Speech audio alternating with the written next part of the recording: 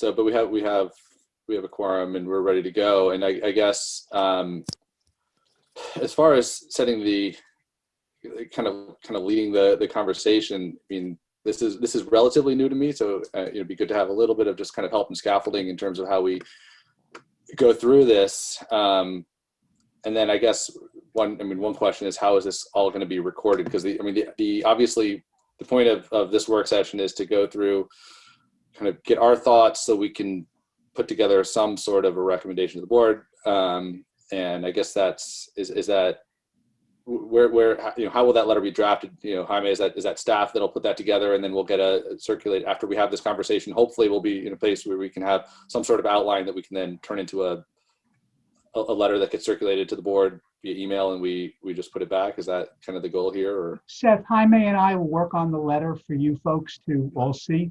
Okay. And then we'll get it back. Some of you may wonder why Amanda is not here. The answer is simple. I've been basically shepherding this process through as corporation counsel, and rather than have essentially two attorneys doing the same work, one of whom gets paid by the hour, I thought it was a little bit better that I would do this, but we'll put all that together for you. And Seth, in terms of sort of the scaffolding for tonight, we have Frank Fish and Simon Cates here, who have done far more of these than I think they probably like to count.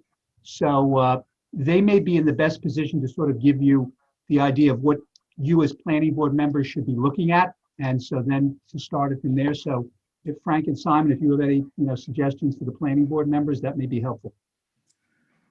Just one sort of suggestion organizationally might be to the trustees have referred to you two different things.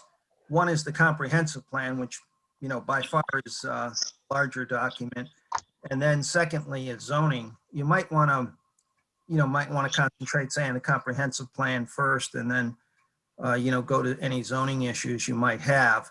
I think you saw the presentation, so the comprehensive plan, as you know, is in 10 different chapters. We tried to provide a little bit of a highlight summary for you, and I think all of you have access to the document. So all state law says about the planning board in this regard, it's a very permissive law in some ways.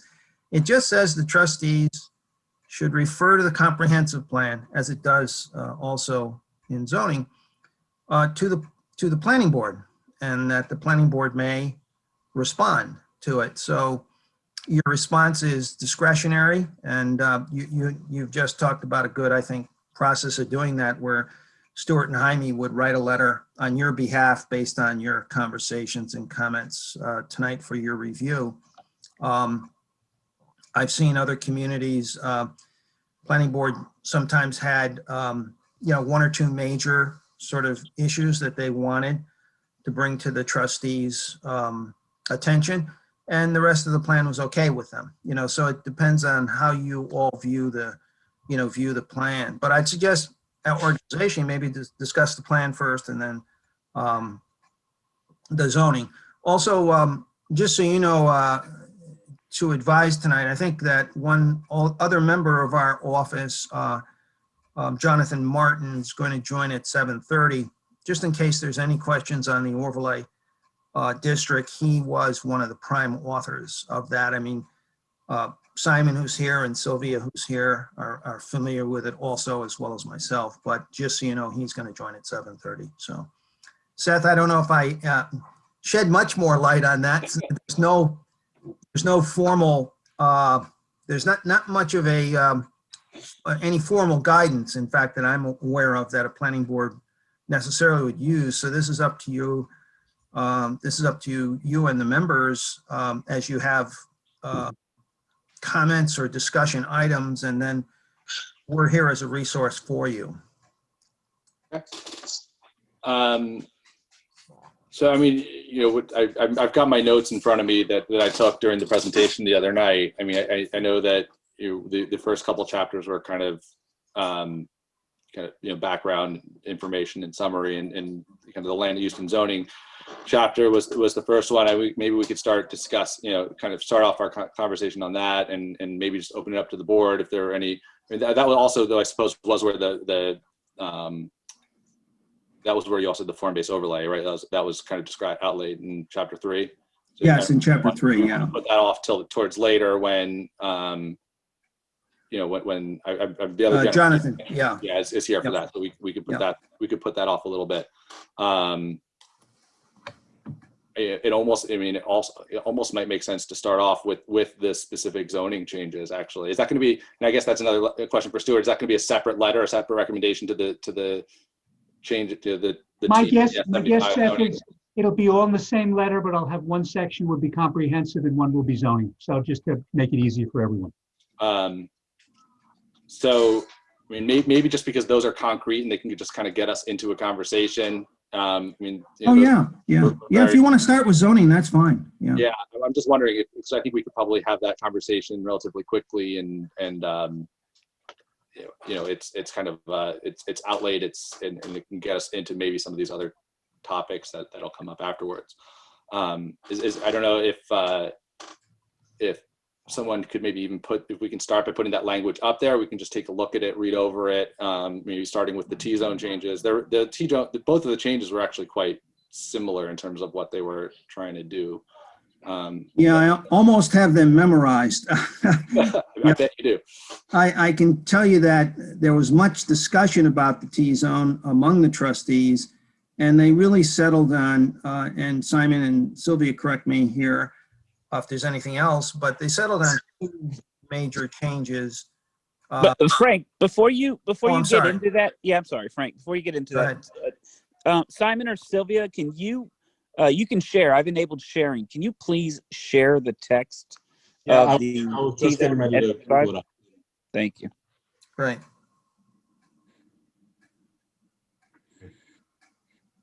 Perfect. So this is one of the changes.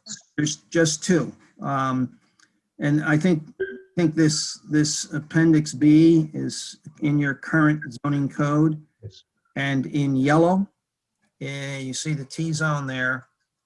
And what the recommendation is in the language is the current minimum side yard that you have to have is 12 feet. And both side yards have to give you 28 feet in the T-zone. So the recommendation is to change that 12 and 28 to 8 and 20. And the thing that is sort of behind this, the purpose of this, I think, is to try and make this zone for owners and residents that are in it, try to make this zone so that improvements can be made or to the housing stock with less necessity to go to the ZBA. And the side yards of 12 and 28 on a 5,000 square foot lot, let's say. I'm not saying that the requirement here in the T-zone is for a 7,500 square foot lot, but a lot of them they don't match that size. So your side yards become very important. I'm very used to this because of some other places I've both lived and worked in Westchester. And we think that the 12 and 28 is more appropriate for suburban, single family, sort of larger lot areas, 20,000 square feet or so. So that's why we suggested the 8 and 20. The 8 and 20, by the way, is already, in your code. The S50 zone right next door here to the T zone in the district in the schedule, you'll notice that's 8 and 18. So we picked the 8 and 20 just to make sure that there's a 12-foot side yard on one side. That's what it amounts to. So you can get a driveway in the back. And the building inspector pointed out to us that there ought to be a little bit of a buffer between the driveway and the adjacent property. So that's it. It's fairly straightforward. and simple. We think it is consistent with other things in your code, namely the the S50 district. And the other change, Simon, I guess you could bring up the, it's just a text change. And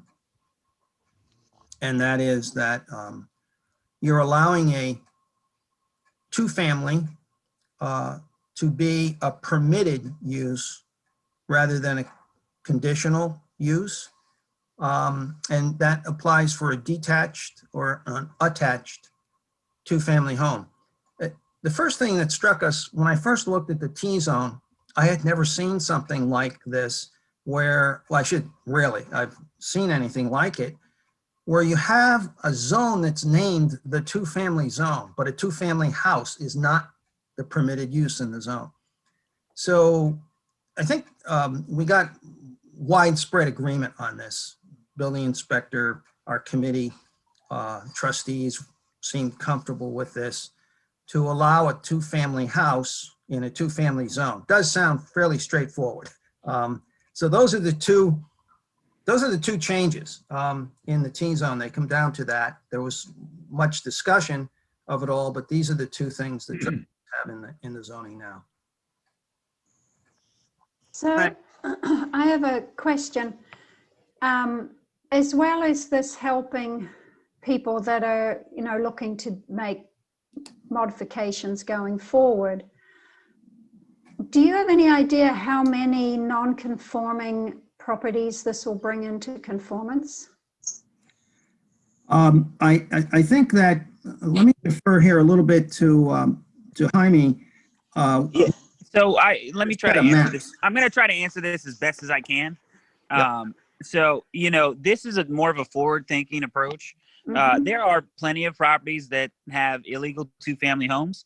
And while this, technically allows somebody to convert an illegal two-family into a legal two-family, they would still need to meet all of the, sort of regular bulk requirements, dimensional requirements. They'd still have to provide parking. Those buildings would still have to meet building code and everything else. So we're not sure how many of these currently illegal two-families could be converted to two-family under this change. What it would do is it'd make it a little easier for people who have a larger one-family home to convert it legally to a two-family home, or somebody who maybe had a large one-family that illegally converted it to two-family, kind of did it the right way, built it so that it was large enough.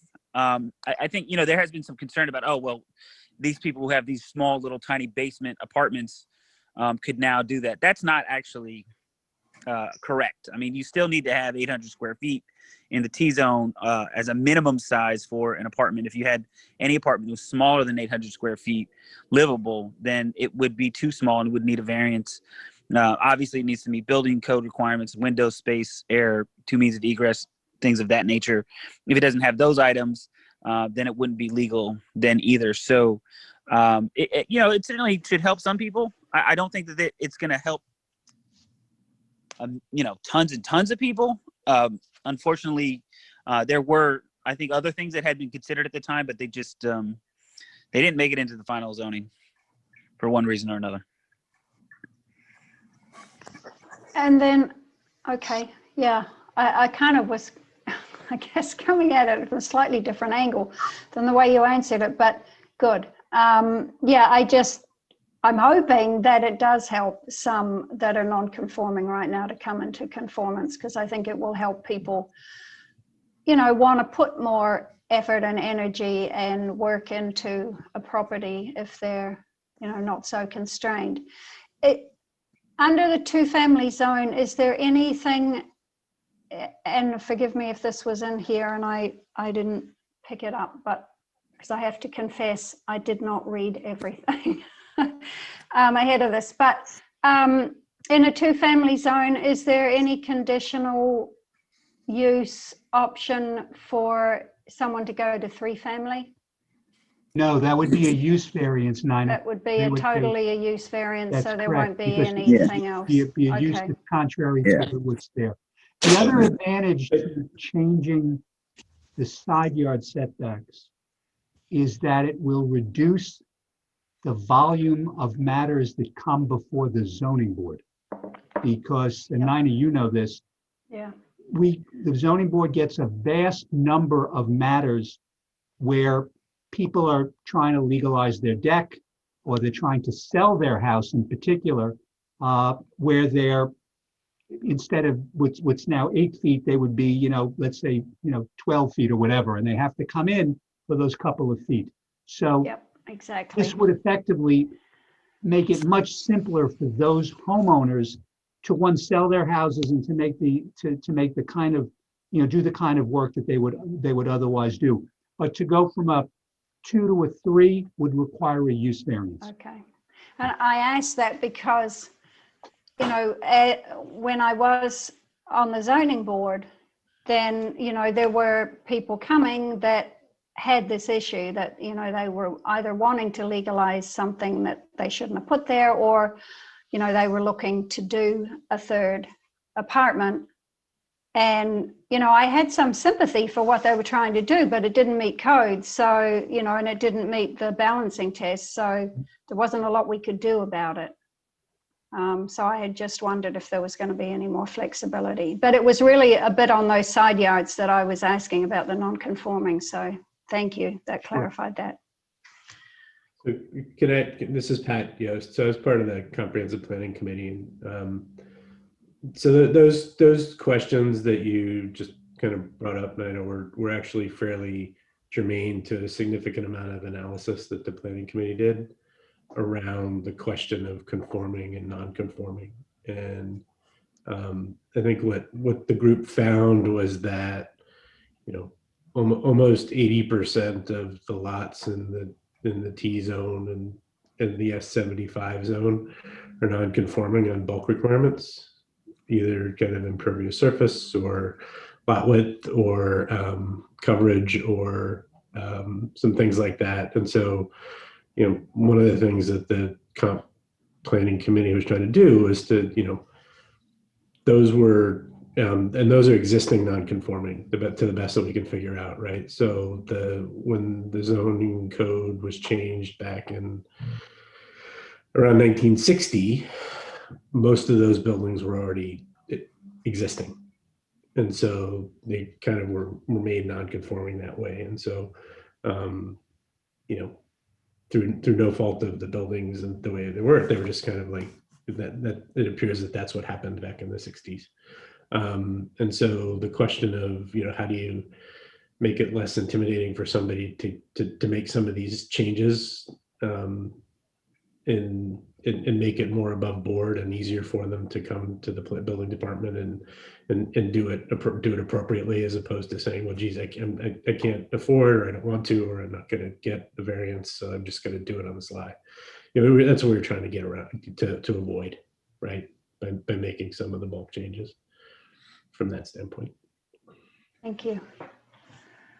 Were there any other bulk changes that were seriously considered but wound up off the chart at the end? Yeah, we looked at lot width, we looked at impervious coverage, and we looked at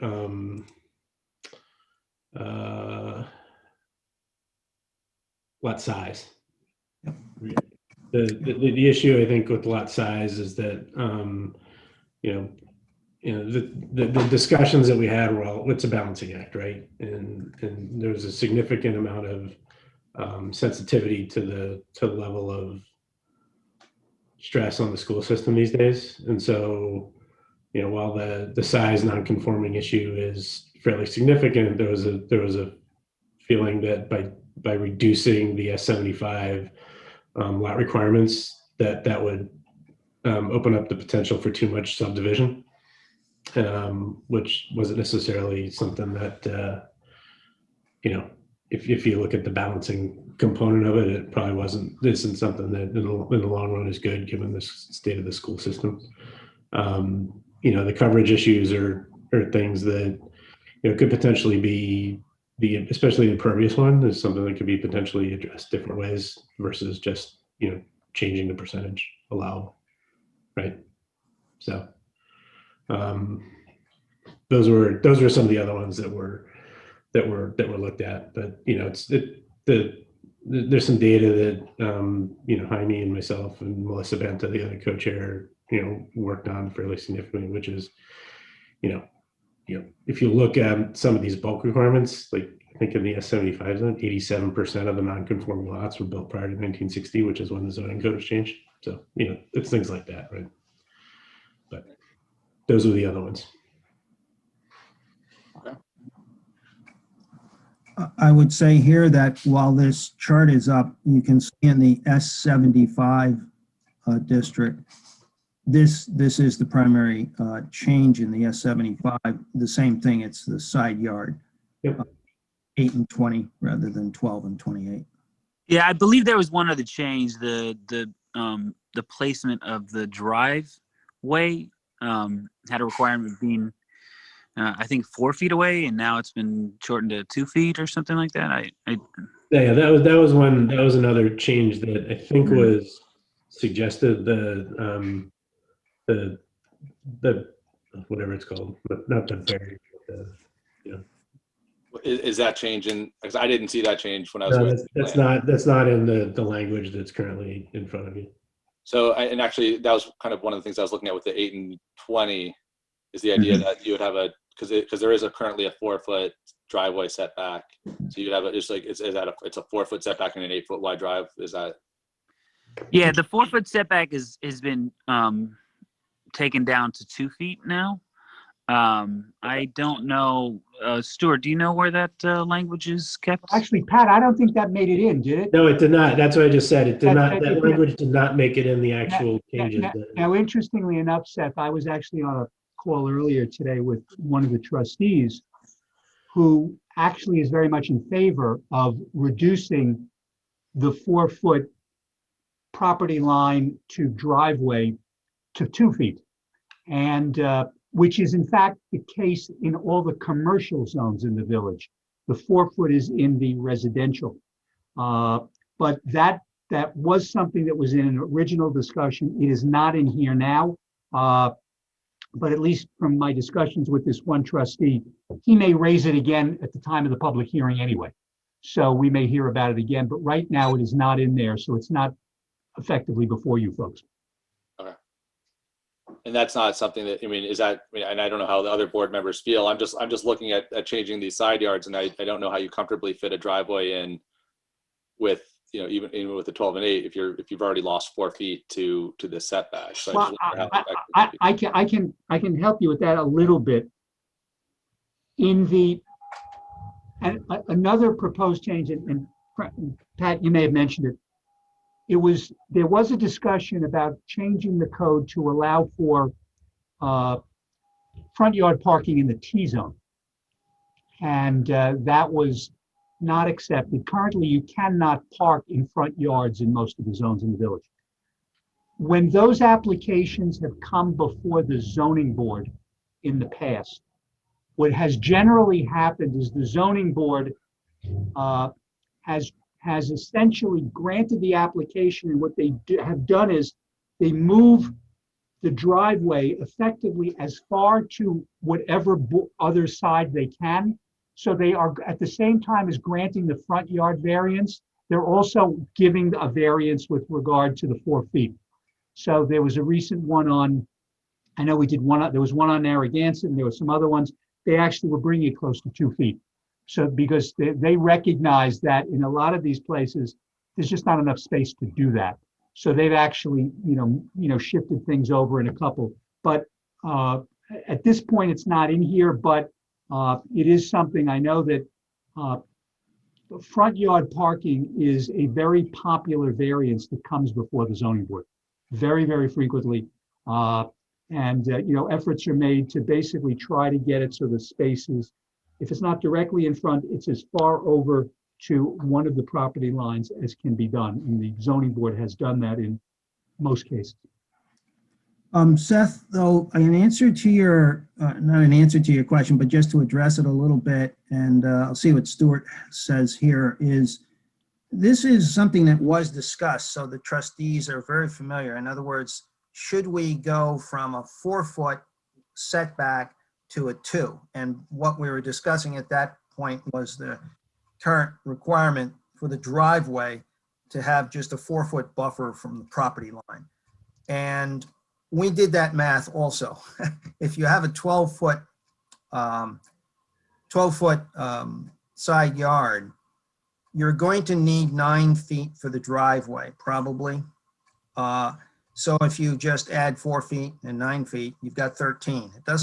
It doesn't quite, I mean, it doesn't quite work. It would be, you know, I don't want to, I would ask Stuart a question. Even though that is technically not here now, I would think if you, the planning board, They felt, can absolutely opine on it, Frank, absolutely. Because yeah, that's what I was particularly, getting at. since I now know, and I apologize, since I now know that at least one trustee is going to discuss that at the public hearing, Yeah. it's not a bad idea to raise it. You can indeed set, it can be from the perspective, you know, realizing, you know, how you're shortening this, but with the width of a driveway, you may need to basically lessen that setback. So that's fine.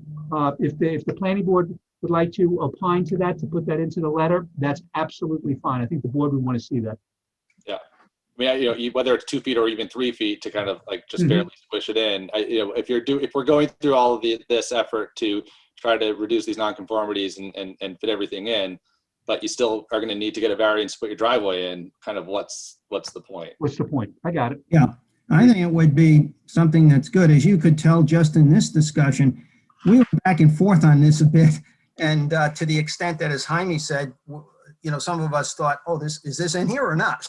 And it's technically not in here, but I think I think the trustees would be, you know, probably receptive to your recommendations on this.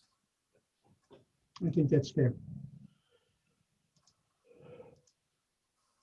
I don't know if any other board members have any comments on that or either the S75 or T. Just, I wanted to make one last comment kind of in relation to that, if I could. You know, it's worth noting that if you find yourself on a lot that is rather skinny, most of the lots are smaller than 75. In fact, most of the lots are smaller than 50 feet in width. So that 8 and 20 number, sort of the 8 and 12 on each side, is something that is probably pretty standard, but even still kind of tough to get for the majority of them. Once you have a lot that skinny, you start running into coverage issues as well. And that was one of the things that was recommended, that the impervious coverage be increased. There was concern expressed by the Board of Trustees that increasing the amount of impervious coverage would lead to runoff, like, you know, increased runoff, or, you know, taken away from, you know, green space and things of that nature, which is why they pulled it out. But, you know, if you are able to get the width and the side yard for the thing, you'd probably still need a variance for the impervious coverage as well. They're just all tied together. So, I mean, it is really, you know, it's a challenge for these properties. And again, it bears repeating that the majority of properties in these districts are small like this. It's not a few, it's most of them. Yeah. So, I mean, I don't know how everybody else feels on that, and, you know, and Jaime, that doesn't, you know, I guess that makes all sorts of sense. Although I would say there are other impervious materials that driveways can be made out of, and parking pads that can be done to avoid, you know, driveway does not have to be an impervious, and to give people the option. I guess my only point is just that, you know, as long as I want everything to be considered, we're going to be changing this, you know, for a long time, that whatever lands makes sense, and we don't wind up kind of almost where we were before. It's just a different set of variances that people are asking for on the other side of this. That's just my question. And I know that you guys have spent a lot of time looking at and thinking and jiggering these things. And I'm just, you know, kind of bringing this up after having read this, you know, for a couple hours over the weekend. So, yeah, I mean, I think it is important to keep in mind, just as a separation, the comprehensive plan was prepared by the Comp Plan Steering Committee. the zoning recommendations, what is in front of you, are essentially, you know, recommendations that were developed by BFJ staff and in particular some members of the steering committee, but were ultimately tailored to what the Board of Trustees felt would be something that they could agree on and vote on. So I do want to like kind of mention that you have to sort of keep in mind that there are two audiences. I mean, ultimately the audience that you're writing this letter to is to the Board of Trustees, but they're two sets of authors. And so I think where the comp plan might have been a little bit more broad, obviously, this is very narrow. I think intentionally so. It's sort of like a, you know, these are seen as incremental steps. I don't know that they're seen as final steps. Like they'll never change them again. This is it, and this is going to fix everything. But I think there was a lot of like, let's see if we can fix a little bit with this, and then, you know, down the road, who knows what, you know what I mean? But I want to clarify that, because I think there was concern about, you know, to express it again, something that Pat mentioned, there's just concern about overdevelopment and sort of, you know, lots being split and just concerns raised. And that's kind of what got reflected in here. So it was a kind of a do no harm approach, I guess. Well, I would just say that I agree with Seth. Both, I mean, I like the idea of reducing it down to 2 feet. I think that makes sense, and it would reduce, you know, the issues people would have about having to go to the zoning board. But I also agree that there are alternatives to impervious surface. So I'm not in favor of increasing the impervious surface. You know, the hope is that as people do development, they figure out ways, if anything, of reducing impervious surface rather than increasing.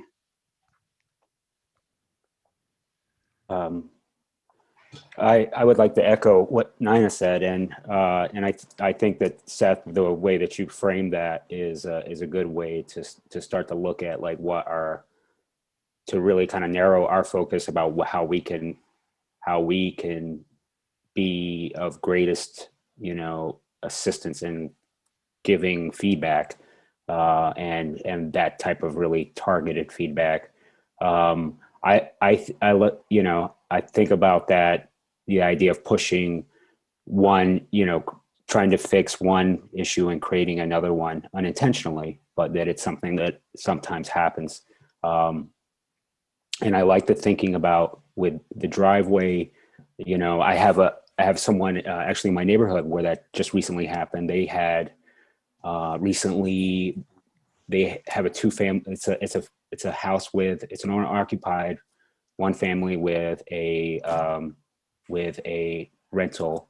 I think it's probably considered a 2-family at this point, but I'm not sure exactly. Regardless, they needed parking, and so they had to get a variance to do front yard parking because there was no real other issue, possibility. So they moved it farthest to the side of one of the lot lines, and they used an impervious paver, and so I think that kind of approach, like when you do run into an issue, like, well, now you've created an opportunity for people to do driveways where they do have the availability of space and can meet that setback. If it's going to be the difference between 2 and 4 feet, that may really help people and prevent, that heading to the ZBA. That's good. And then the impervious issue may be able to be addressed through other means, like through alternative driveway material that may, in the long run, be easier to maintain. And again, save runoff. That's all I want to say.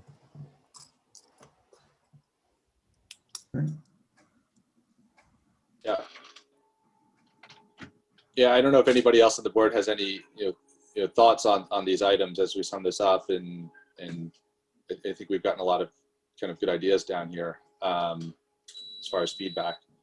If not, maybe we could kind of kind of zoom out a little bit from here, because I think one of the issues that we're obviously dealing with here at the kind of micro level is the idea, which was one of the principles in chapter 3 of the plan, and maybe this is kind of where we kind of transition back into talking about the overall plan, is the idea of removing barriers,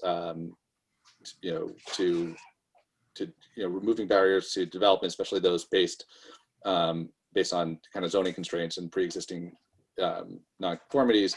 But so as far as kind of looking at Chapter 3 more broadly, I don't know if now is be kind of a good time to kind of look at that, the principles there. Maybe we could bring that chapter up onto the screen and kind of hit on some of those points and just get some thoughts there. Sure. Yep. Yeah.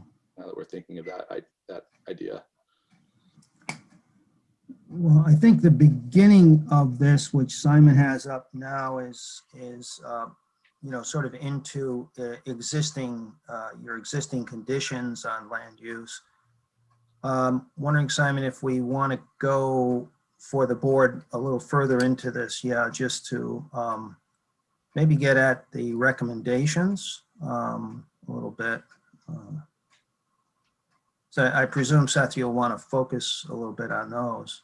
Yeah, I think that makes sense. Yeah.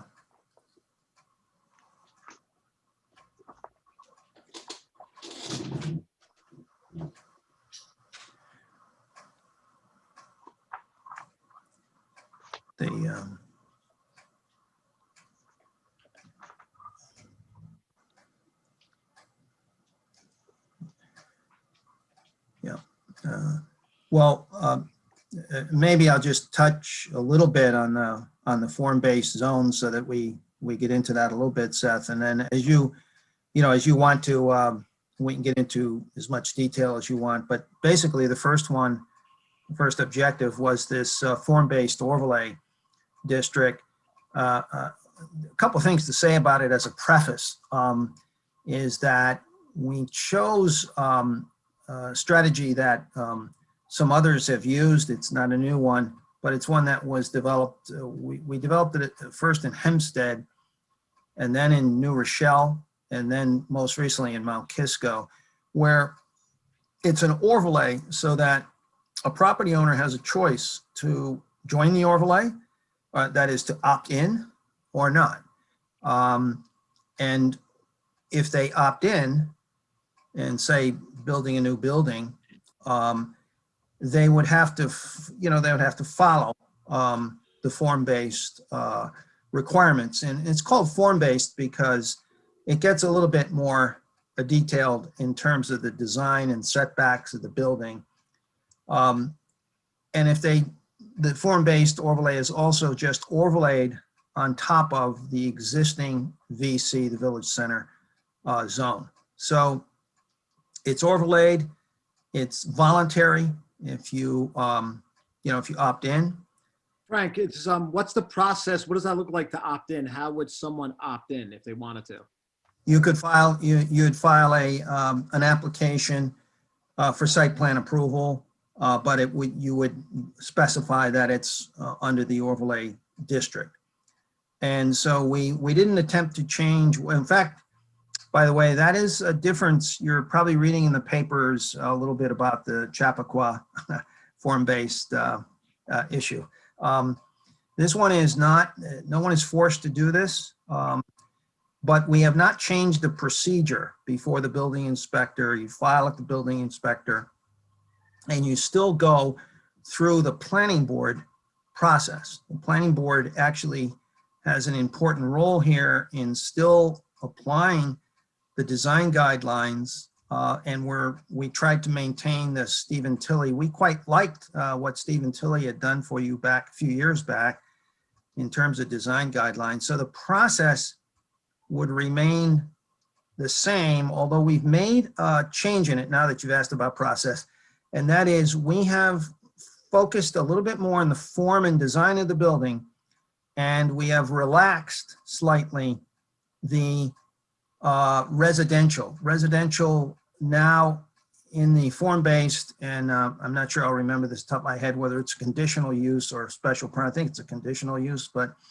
we've suggested that it be as of right, that it be a permitted principal use. That was a conscious decision because we perceive, and this is not, I think a lot of people perceive that there is a stronger residential market in today's real estate tableau sort of, and that is likely to remain vis-a-vis retail. We think that retail particularly hurt during the COVID process, but there's an underlying focus on retail that has gone online. And that's not going to be reversed, we think, as COVID is over. So that trying to allow residential as a permitted use so that it makes it an easier use to get. And then secondly, on residential, if you meet the requirements of the form-based zone, you would be able to get an increase in height. From the current height limit is 4 stories and 48 feet. And you'd be able to go, which is item 2 there that Simon just highlighted, you'd be able to go from 48 feet to 58, from 4 stories to 5 stories. Although the 5th story would have to be set back, say on top of the 4th story, it'd have to be set back another, I believe, 8 feet. And the permitted use with residential in the downtown district is still only going to happen on the 2nd story and above, right? It's not going to be on the 1st floor. Thank you for the, thank you. Well, go ahead, Jaime.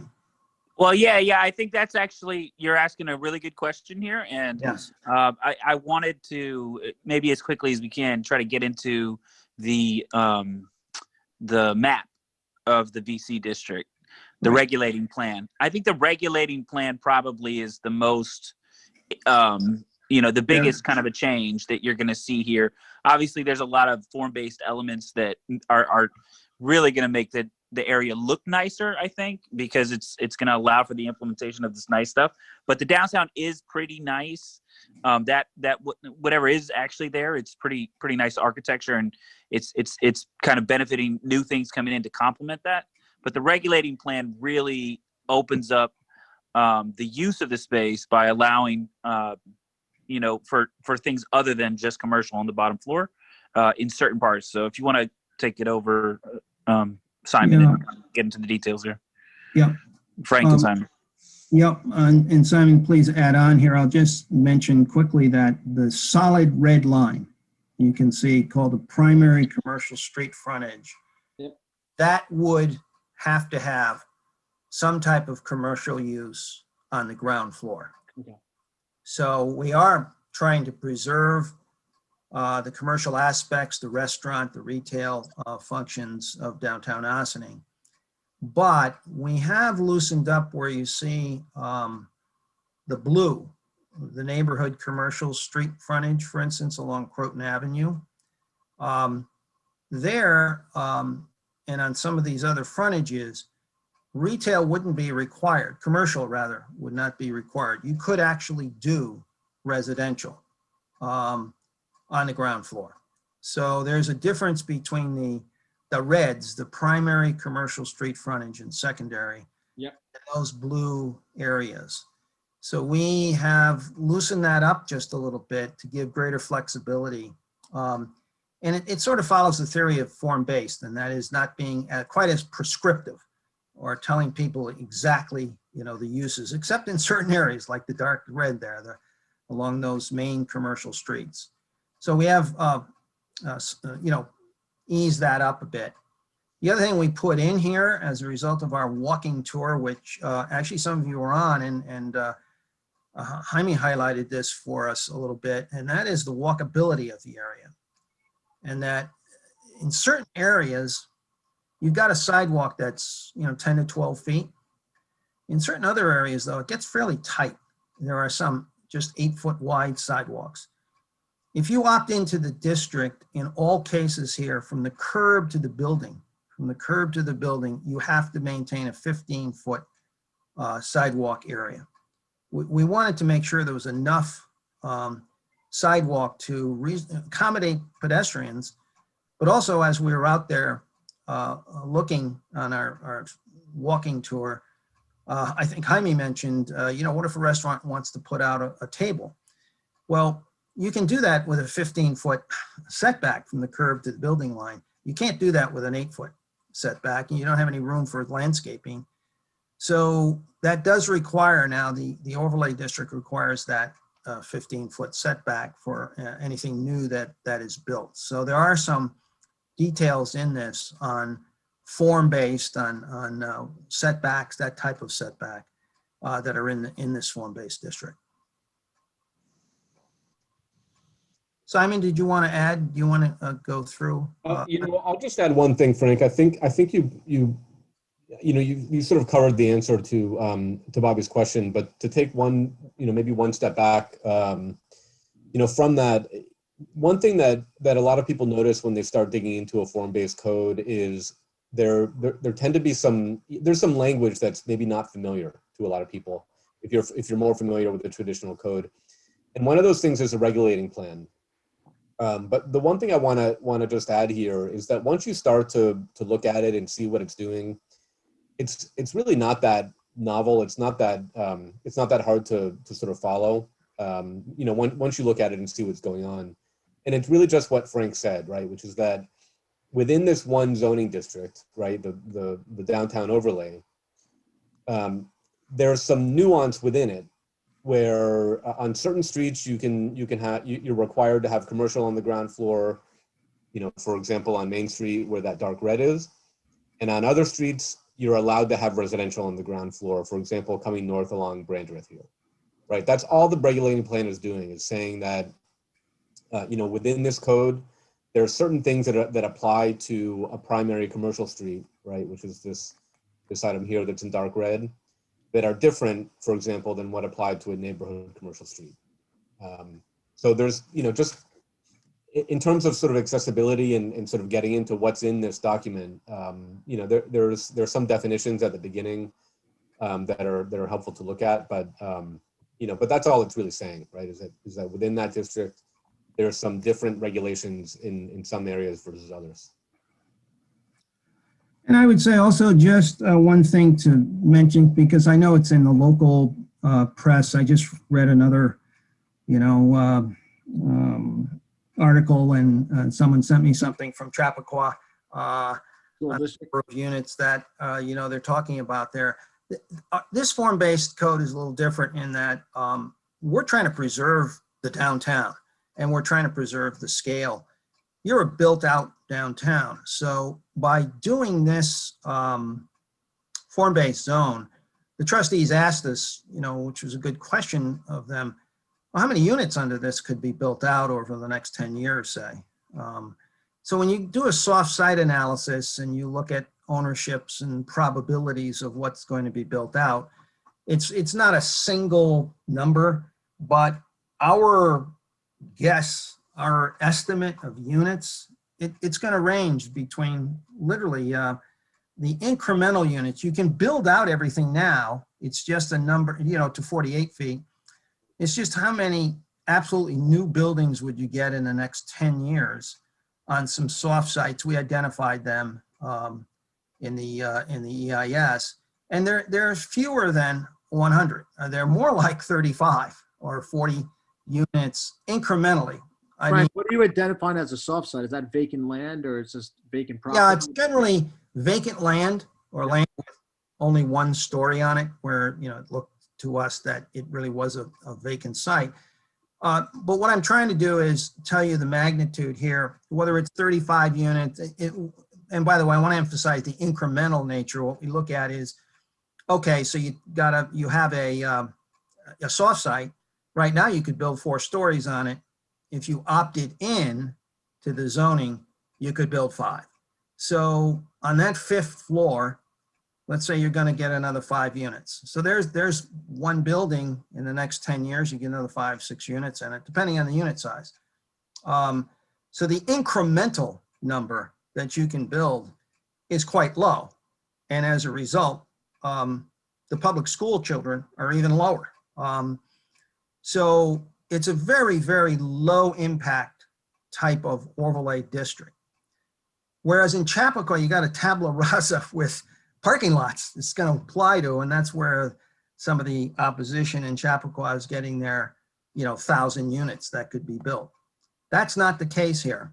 The case here is that the number of units that could be built incrementally, by incrementally, I again mean you're comparing the existing zoning with this zoning, is somewhere between 35 and maybe 50 over the next 10 years. If you go over the next 15 years, maybe it's 100, but it's nowhere near Chappaqua, and it's very, very small.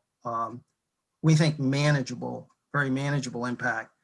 And in return for that, you get an infrastructure fee. The village, this was something that the Mayor Gary at the time very much wanted to see, some type of public benefit.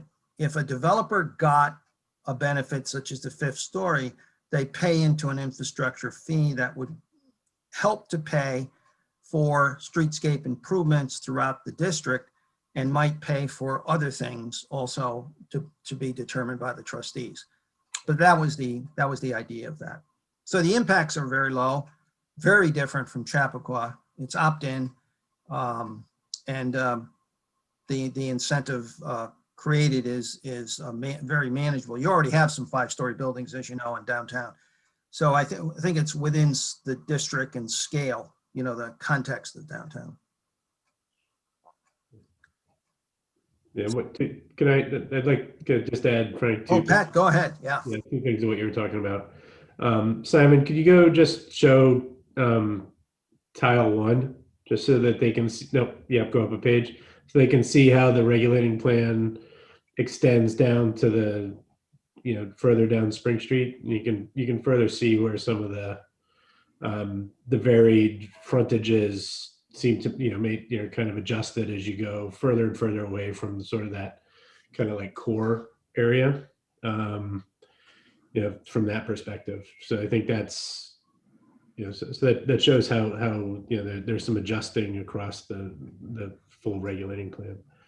And then the only other thing I wanted to point out, relative at least to this portion of this overlay zone, is that one of the things that the VBOT suggested and wanted to make sure didn't happen was they wanted to make sure that no contributing building, that's, I forget exact wording, but contributing building in the downtown historical district would be allowed to get the density, to get the height bonus in order to make sure that that kind of like that north side of Main Street look and feel stayed the way it is. And then, the correction, Frank, is that in order to get the density bonus in the downtown overlay zone, that it's actually not a planning board. They made it a yes. Hey, thank you, Pat. Yes, that was a which I think is relevant for the group. So it's a relevant change. Yeah, you can see it there, everyone, that the trustees decided on that special permit going to the Board of Trustees.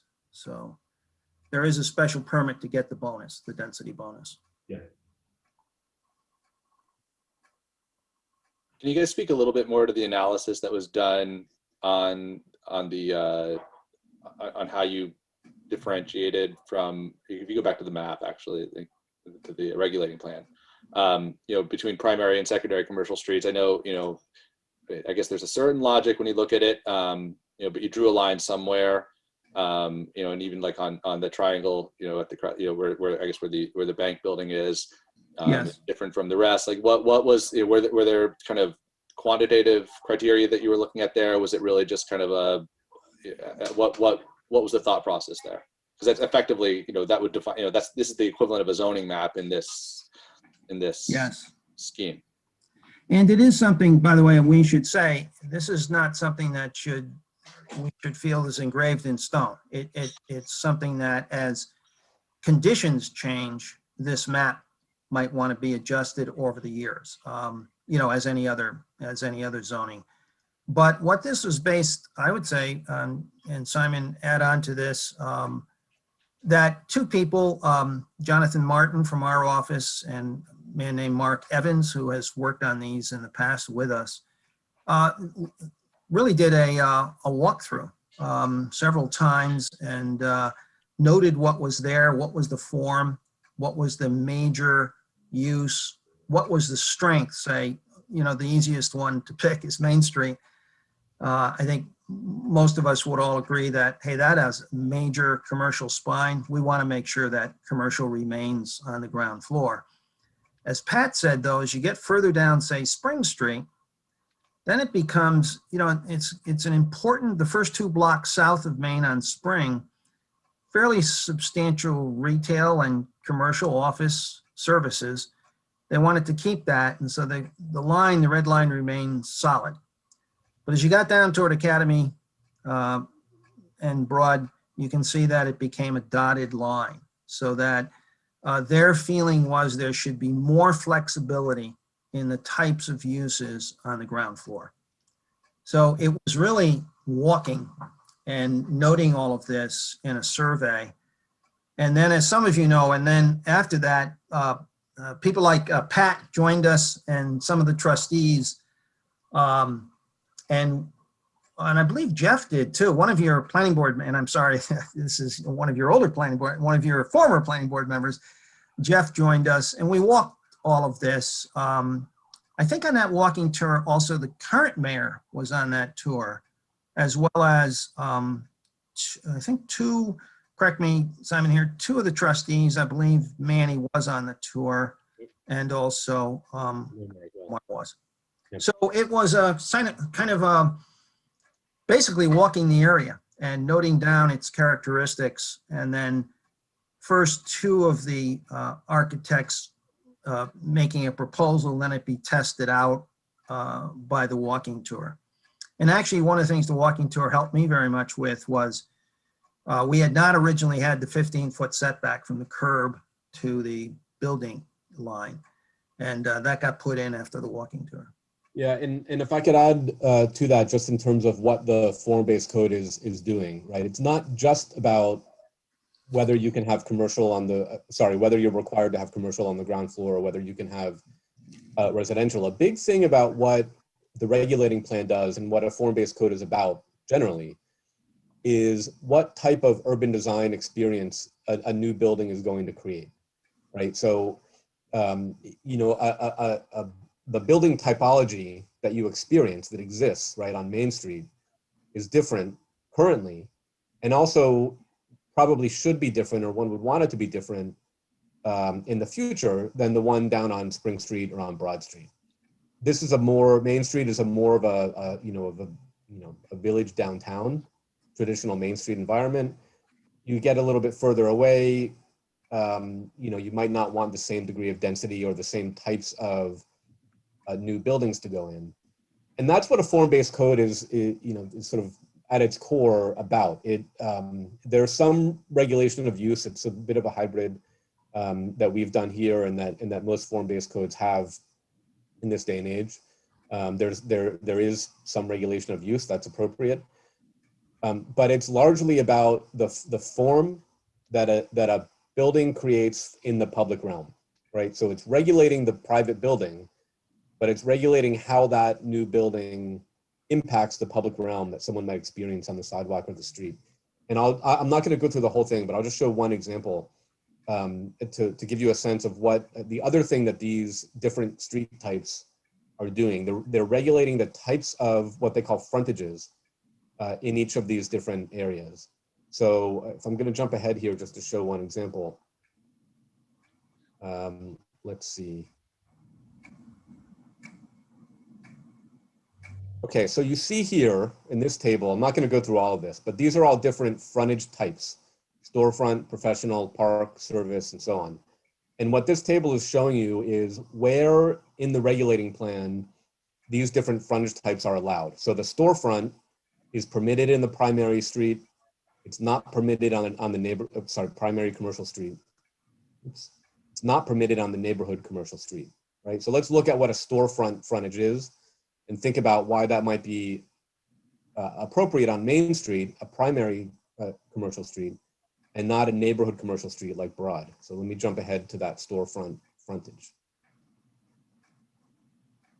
right? So that's a building like this, right? Where it comes up right to the sidewalk, just like what you have on Main Street. There's a what we call a build to zone, but it's relatively limited. So that building is coming very close up to the property line, 15 feet back from the curb, as Frank said. But the feel of that building, you kind of see an example down here in the bottom right, is very much a downtown village traditional Main Street building that you might want to see on Main Street. That's what you've got now. But what you might want to see in the future on some of the sort of the edges of the downtown, or as you move up toward Croton Avenue, is something that's a little bit less dense, provides a little bit more space. Maybe it has porches. There's other variety that you can provide in those areas. So that's what the form-based code at its core is really trying to do. By the way, if there's more detailed questions on this, just so you all know, our architect, Jonathan Martin, has joined the call. So as we get into if we get into this in more detail, Jonathan can also add on. Does that, Seth, Bobby, I know you both sort of asked about this a little bit. Does that sort of answer your questions about Yes, the building plan? perfectly. Thank you, Simon. Thank you, Frank. Synopsis, thanks. So I have one question, and it's on the neighborhood part of this. So how easy would it be for an existing property there to opt in, as opposed to, Simon, you're talking a lot about new buildings going in, and we have some non-conformance and issues at the moment around, some of those, what you've designated now as more neighborhood. So, my hope was that this would help them, but I just want to know how difficult it would be for an existing property to decide to opt in. Well, I'll just start here and preface it and turn this over to Simon or Jonathan.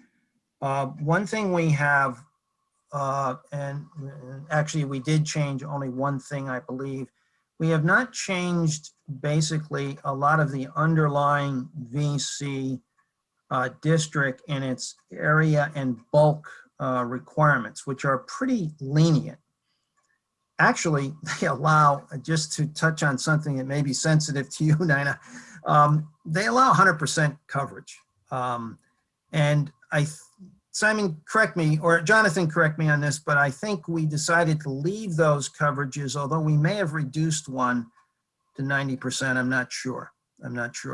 But, yeah, Frank, we did reduce a little bit because there was a discussion, I remember, about sustainability and right. Thinking about also the public realm and part of the phone-based code is also to enhance the public realm and provide opportunities for small civic spaces. So we did adjust the coverage a little bit, Frank.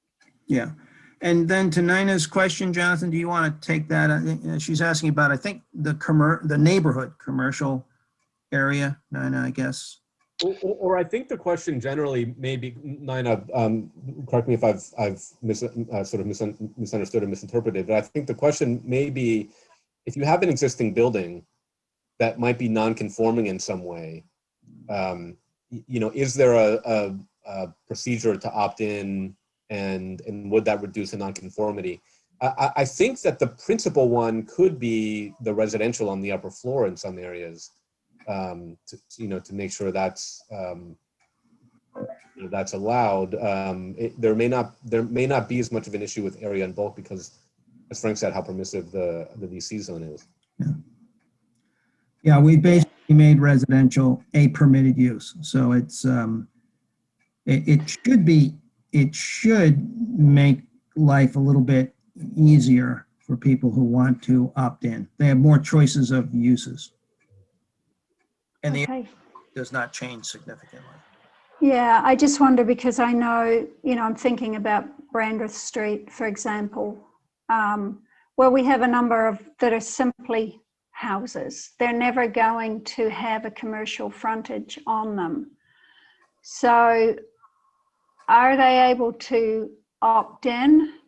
Because under the underlying zoning, they are required, if they sit empty for a while, my understanding, and Jaime, you can correct me if I'm wrong, but then they are required to have some commercial. So Yeah, that's correct, Nina. You are correct. And so that's why the regulating plan specifically calls for them to have the ability to have residential on that first floor. And it sort of, it kind of designates it as more appropriate for it to be residential on the first floor. That's not the only place, but it you know, it's interesting. They, one of the big topics when we were going about this regulating plan was a discussion of that building that came in front of the zoning board, which I'm sure you recall, that needed a variance, a use variance, and was unable to receive a use variance, even though it clearly met all of the criteria for that neighborhood. I mean, it was in line with everything else that was going on, but it just didn't meet the balancing test, and so it couldn't get a use variance. Now, under this regulating plan, if it does pass, they would be able to come back in and apply and say, hey, you know, we're a permitted use under the regulating plan now. We'd like to opt into the form-based code. And they would be able to convert that space as long as it met all of the other requirements. well, that's my question. Into residential, yeah. Yeah, is the other requirements, you know, that they could still find themselves locked out. And there's, you know, not just that building, but then, you know, 3 little houses or so a little bit further down, that if they don't meet everything else, that was sort of my question, is how difficult would it be for them, an existing building, to opt in, which makes sense, and part of why this has been put in place, I think.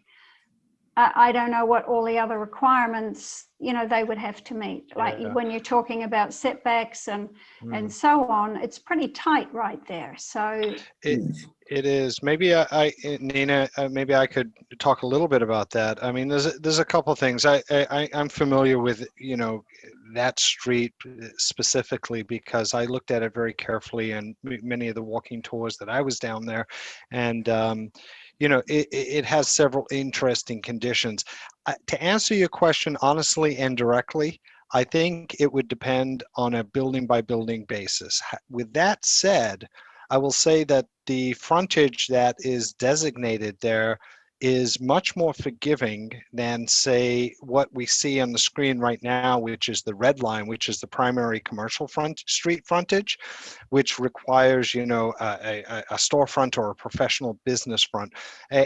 And that in itself has, I don't know quite how to say this the best way, but has really loosened things up from what was required in the VC district, was strictly commercial retail on the ground floor.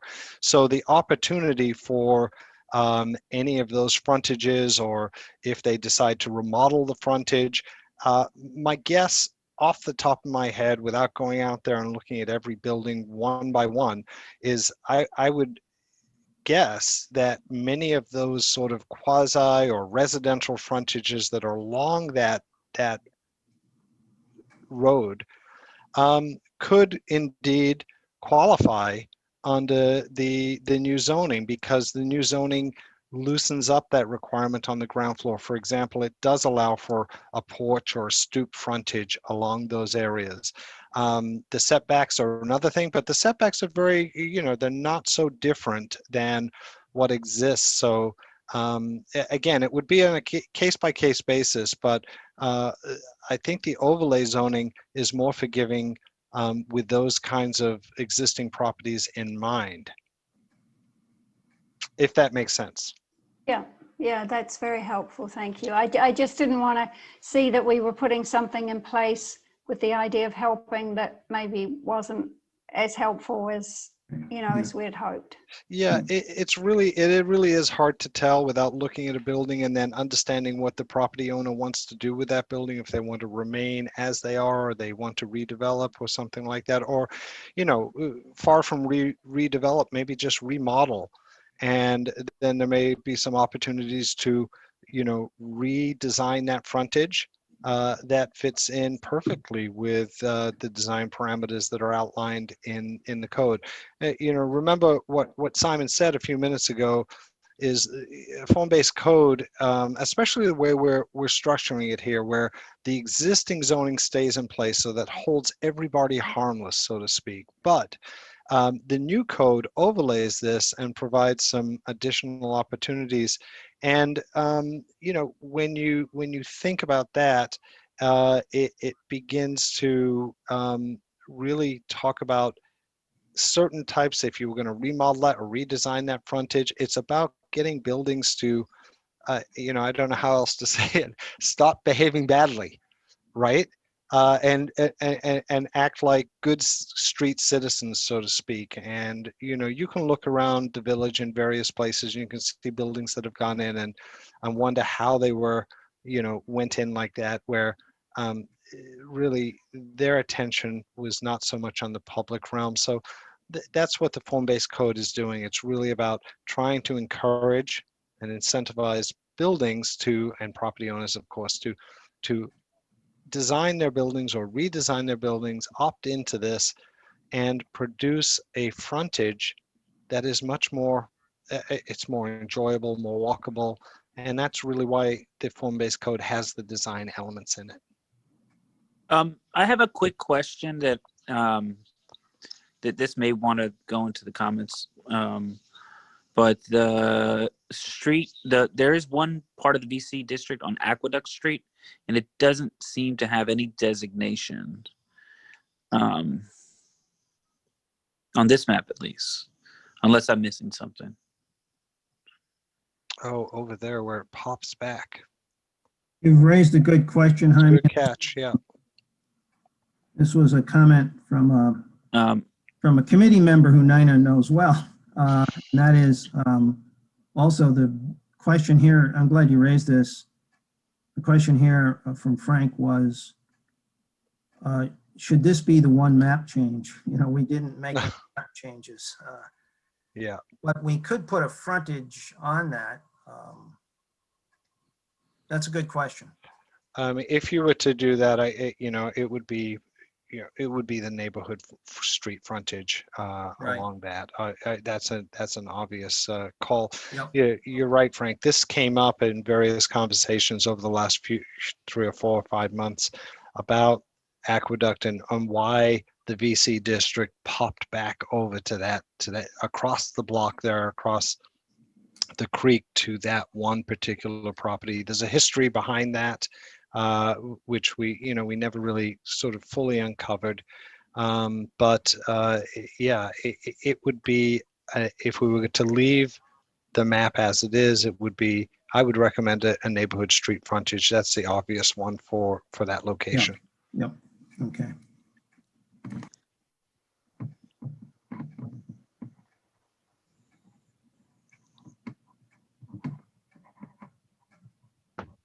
All right. I mean, I think, you know, we spent a lot of time right now on the neighborhood, on the regulating plan and the form in the form-based issues. I mean, do we have any other kind of questions or comments? I feel like we've kind of filled this up pretty well.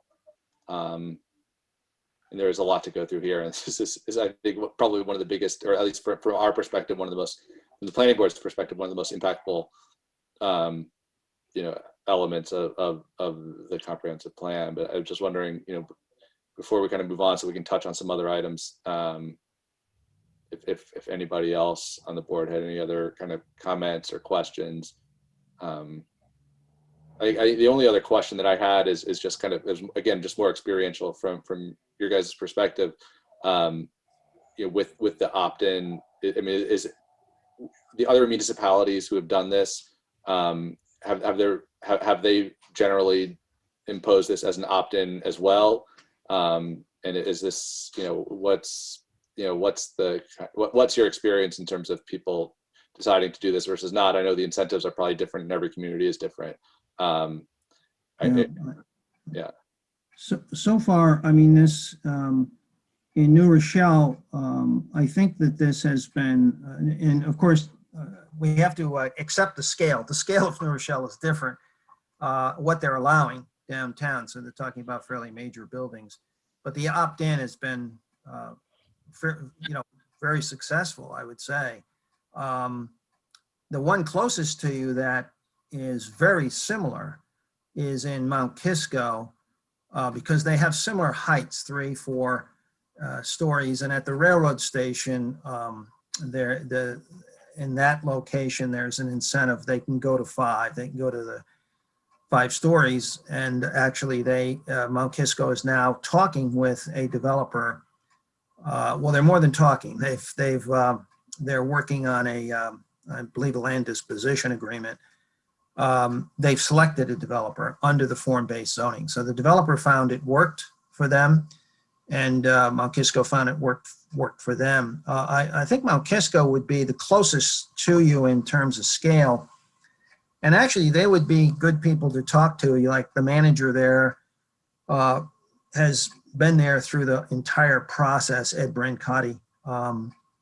And the mayor remains the same in Mount Kisco. So they're a good group possibly to talk to, because the form-based zone has been in place there, and it's an opt-in zone.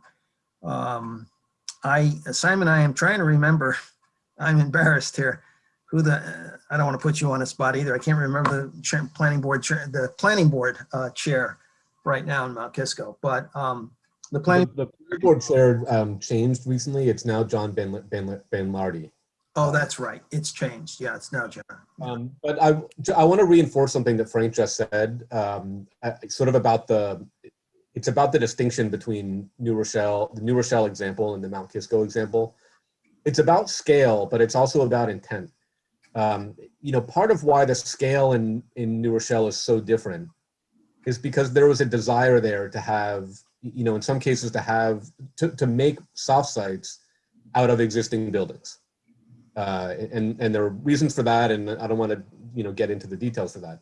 Whereas in Mount Kisco, the goal wasn't to replace existing buildings with new buildings in the overlay, generally, right? It's more about how can you incentivize development of vacant sites or underdeveloped sites that are, maybe only 1 story or so. And they've gotten some applications in. They're working with a developer for the lots of the train station, but there's some others as well. And I think that's very similar to what the intent is here in Austining. It's not to replace all of the historic buildings on Main Street, on the north side of Main Street anyway. That's really the part of the core downtown that you want to see replicated in a way that maybe wasn't in, the sort of urban renewal area. So that's why, the relatively modest increase in height makes sense here. The goal isn't to replace an existing 3-story building with a 12-story building. It's to make it more likely that some of the vacant lots or 1-story building that's not as contributing to the historic quality of the downtown could see something that does do that in the future. Yeah, I'll just add a little bit to that. That's exactly right, Simon. With the vacant parking lots on that sort of primary corner in downtown, the opt-in in that situation is going to produce buildings that are, following the guidelines of the form-based code. So they're going to be contextual and further ahead. They still are going to go through all the regular reviews and rely on the existing design guidelines as part of site plan review. But, some of the ways we think about form-based code is, in a way, assisting architects and developers to get it closer to right the first time around, like to really think about how those new proposals, those new buildings address the street. The other thing I'll add, and just so, to address your question, Seth, about the logic of the opt-in, one of the challenges, I've been following and dealing with form-based codes for, since their inception and, 10 years ago and so forth, when they really started to catch on. The trouble is, and if you look at other jurisdictions and, you might look at Portchester, for example, where they just replace all the existing zoning with a new form-based code. In some way, and they don't have an opt-in type of situation. The real result of that is, for the most part, because so many buildings were built at different eras over time, that you end up with a new zoning regime that effectively makes a strong proportion of the existing buildings non-conforming to the new zoning.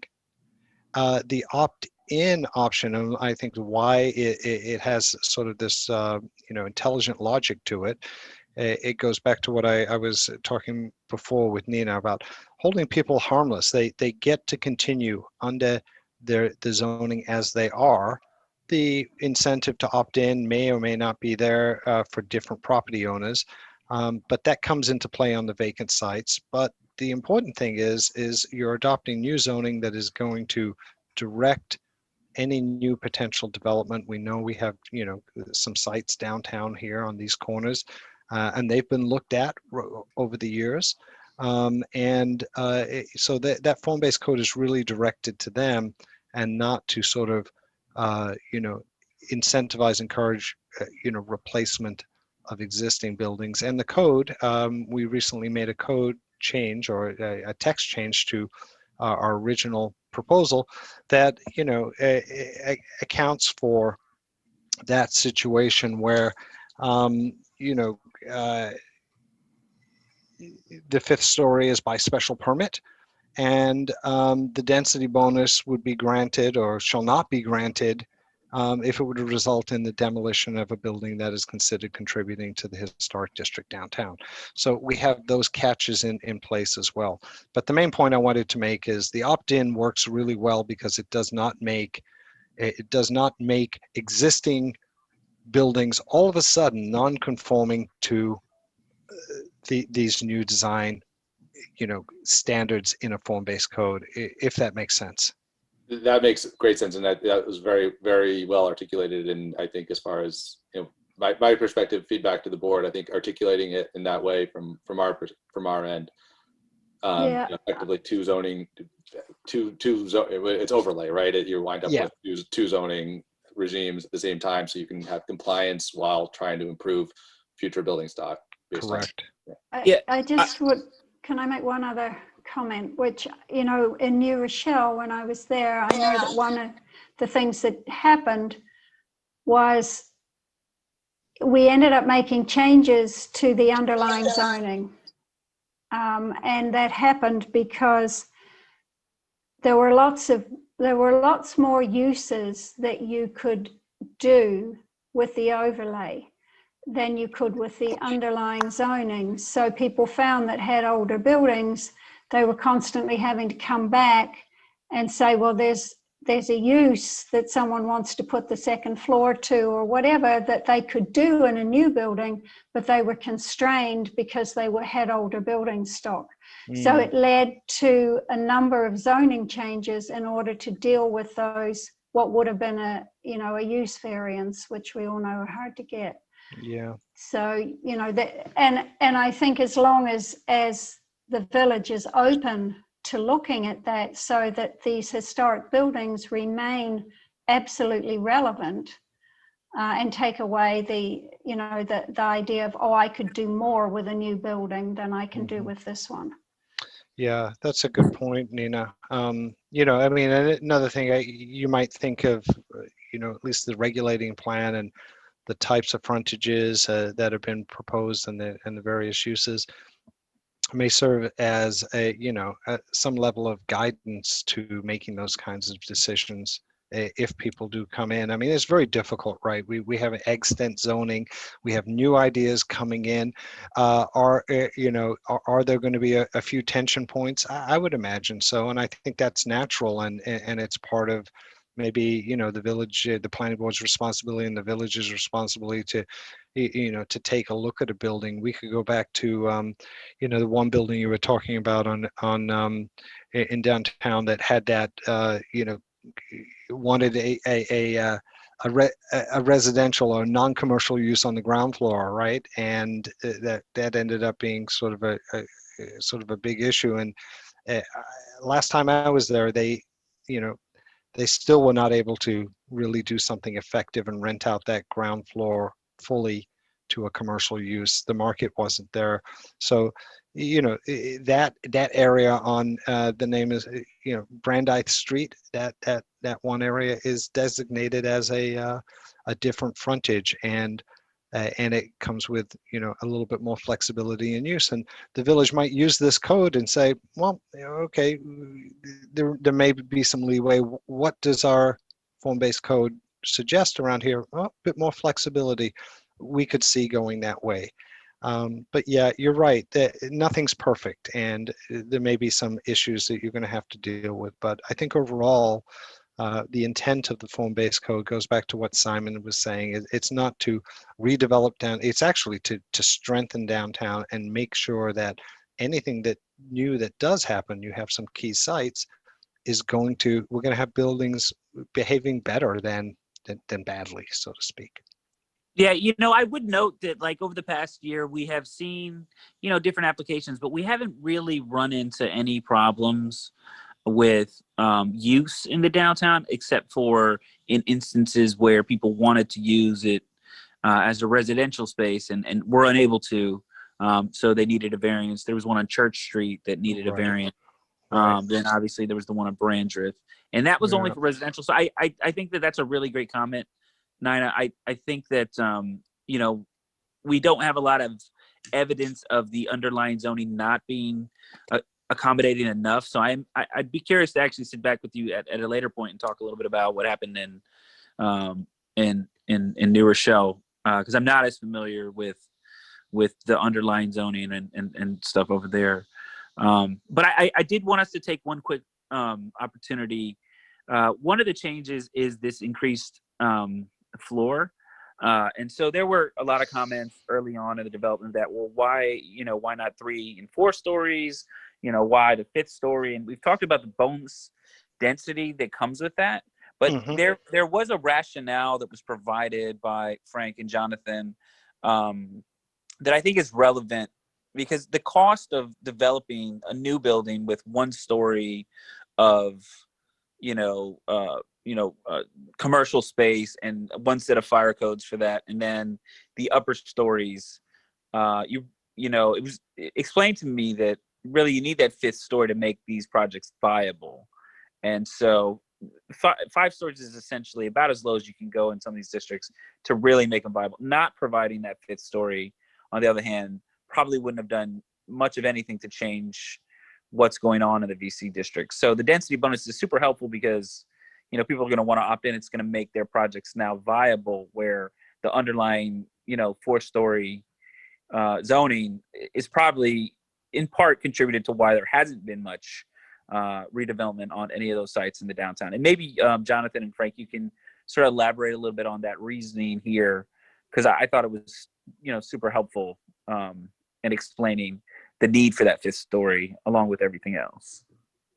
And we have found in other, Westchester communities, the New York State has really adopted the Universal Building Code. It allows you to build, 5-story building, stick built, so to speak. And that is a construction type that is about, it depends on what developer you talk to, and it depends on the site itself, but somewhere between, 10 and 20%, you can save on the construction costs of that type of stick-built construction versus what's called plank construction. Once you get higher than the 5 stories, you've got to go to some different type of construction. It gets more expensive for the developer. So it leaves a developer, with wanting that to go to the 5 stories and not more, or not to 6 and 7. And then the choice of going to 10 is out of scale, we felt for Ossining. So I think that you will get some, over time, some response to this, because most developers are not going to, I don't think they'll opt into the zone unless there's some incentives for them. But also if the current zoning just remained the way it is, as Jaime said, there's probably not a lot of, there's not a lot of interest, in the sense that they would like to get what they call in the building industry more 4 over 1. You're getting 4 levels of residential over 1 of commercial. Yeah, I get that's exactly right. I mean, sometimes it definitely comes down to these economics that Frank's talking about. One of the things that we did here, and you can see on this page that Simon has shown, well, first of all, I should reiterate that that 5th story, if it was to go forward in a proposal, would have to be reviewed and require a special permit. Not a big step, but again, another check on the process, so there's a bit more oversight. So that was a recent text change that we added. And then this diagram here shows you something that, we talked a lot about this, and we all thought it really did make sense when we looked at the existing downtown environment. So what we're trying to do here is, if a 5th story does come in, it's required to be set back.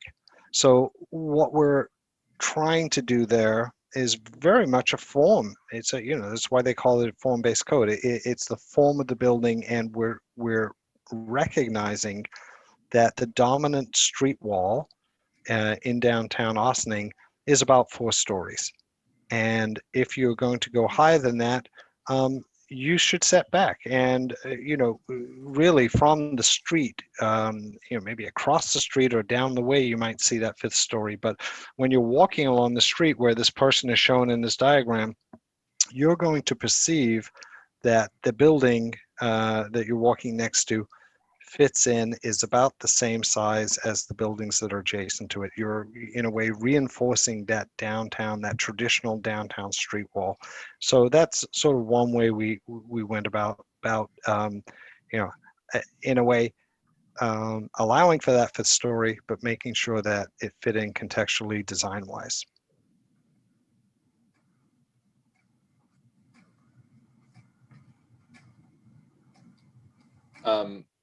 Is there a reason why this doesn't apply to the station plaza type districts, just to the west of this?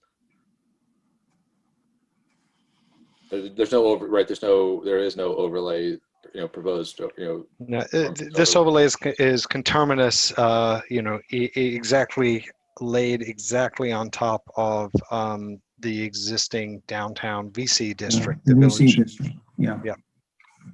The village Yeah, center district. the Station Plaza district, to be fair to the last comp plan group, it's pretty new. I mean, it's only about 10 years old. I think that district was developed at that time 10 years ago.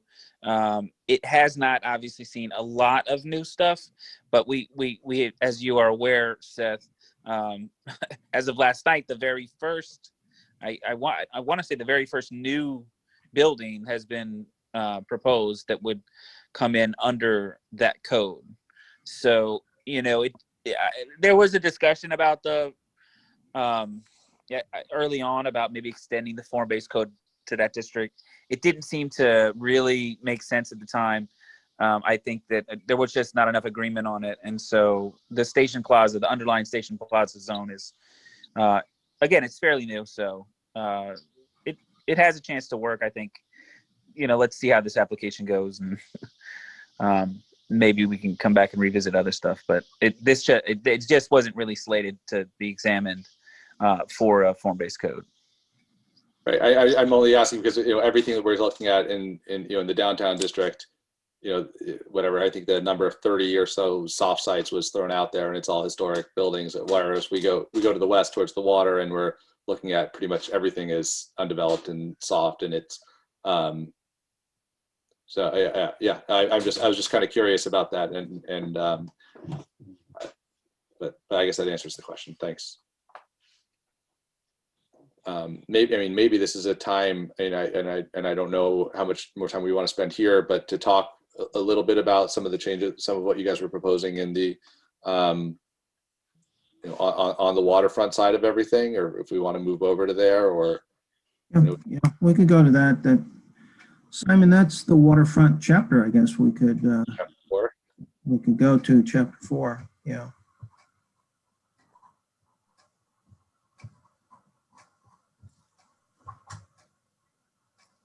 a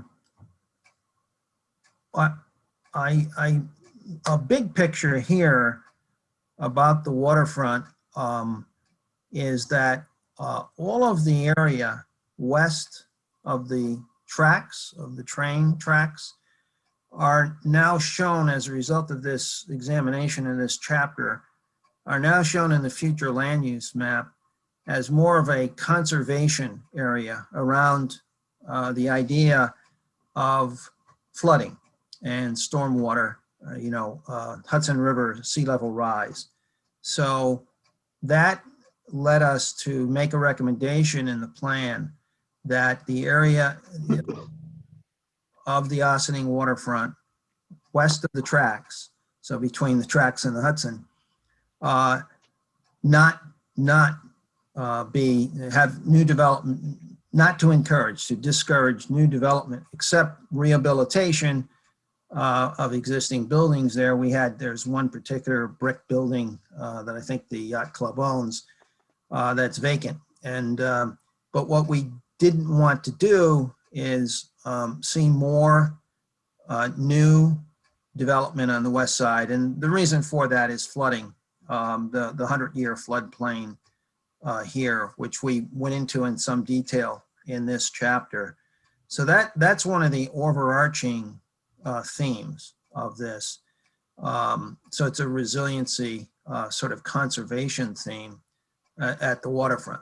Having said that, we think on the east side of the tracks, where you have sort of, I don't want to call it a village kind of hamlet area, but you do have a mixed use development east of the train station on Water Street here, which Simon's pointing out now.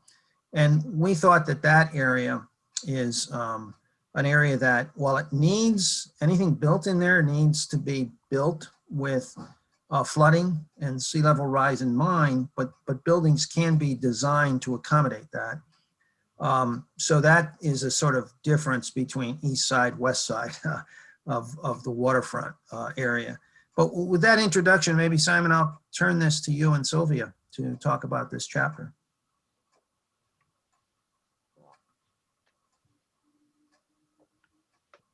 I think that's the key of it.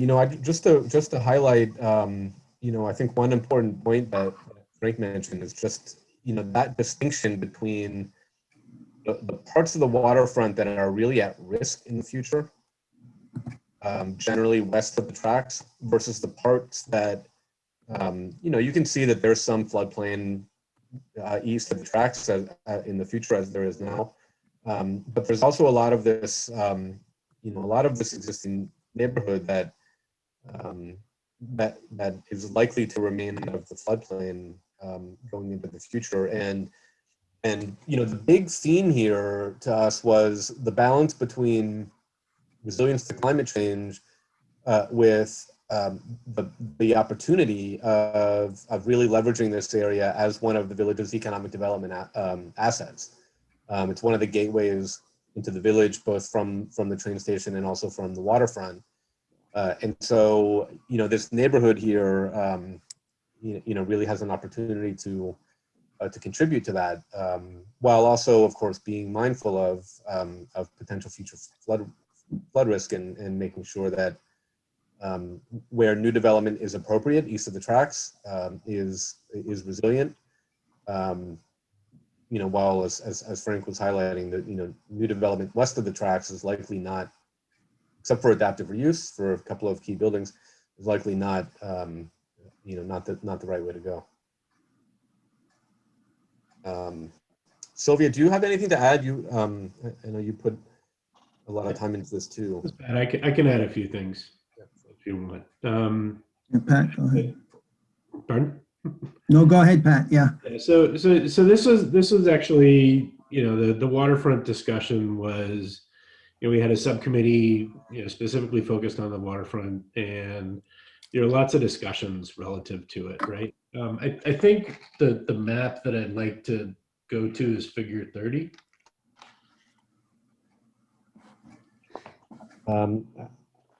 That's the one kind of at the very end of the chapter.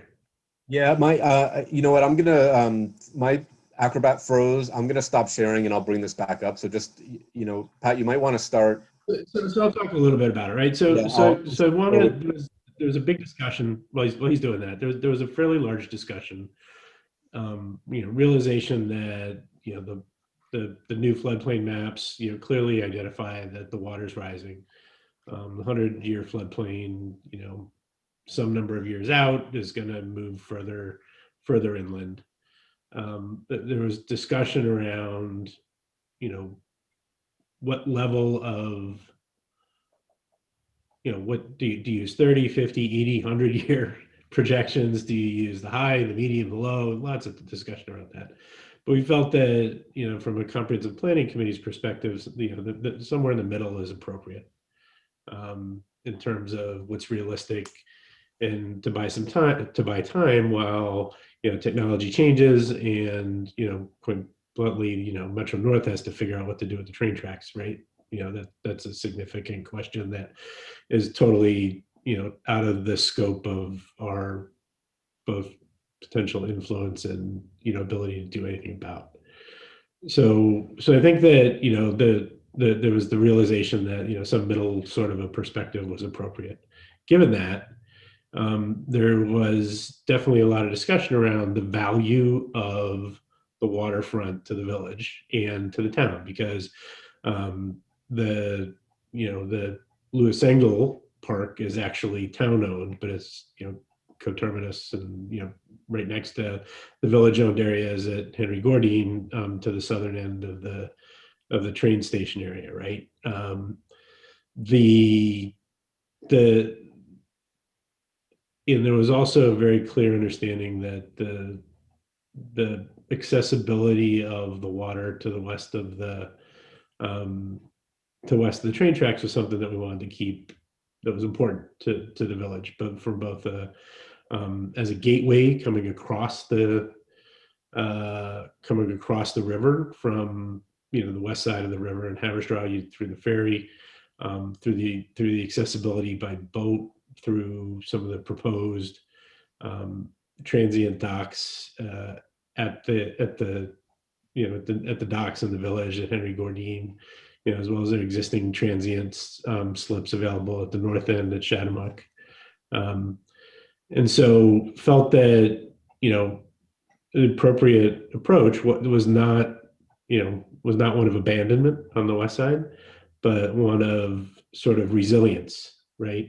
In terms of, you know, work can be done, you know, and it's the way it's stated in the proposed comp plan is that, you know, no new big development, but, you know, where there are buildings that exist there, absolutely work to, you know, refurbish, make them more resilient, and, you know, potentially try to figure out ways to increase the public's use of the land west of the tracks.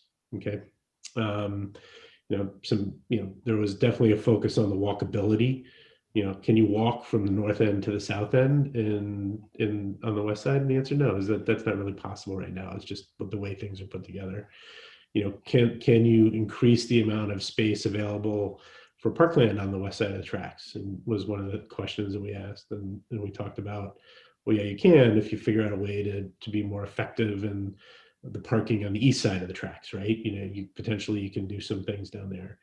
And there was also a very clear understanding that, you know, there's a significant asset in the Sing Sing prison and the Sing Sing Prison Museum, which has a very strong momentum, right?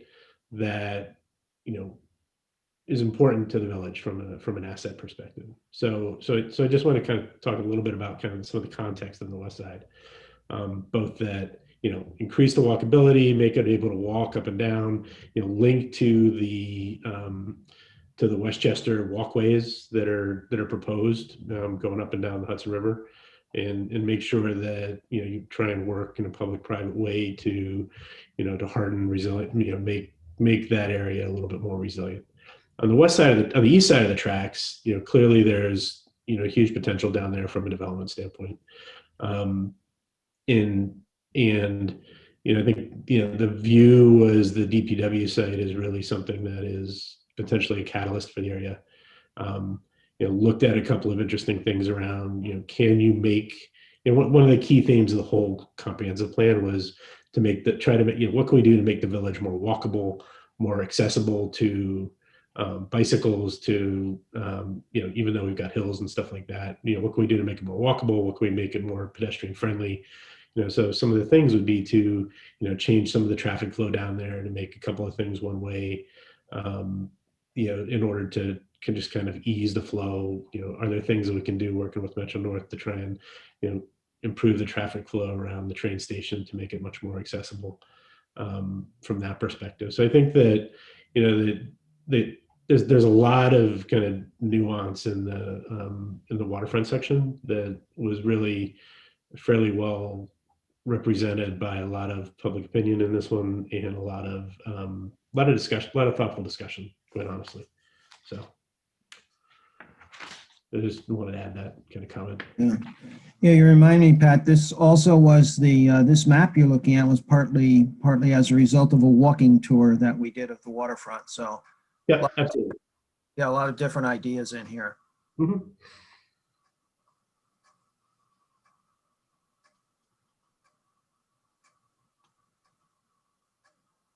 Anybody have any? Yeah, I don't know if there's any kind of feedback or thoughts, on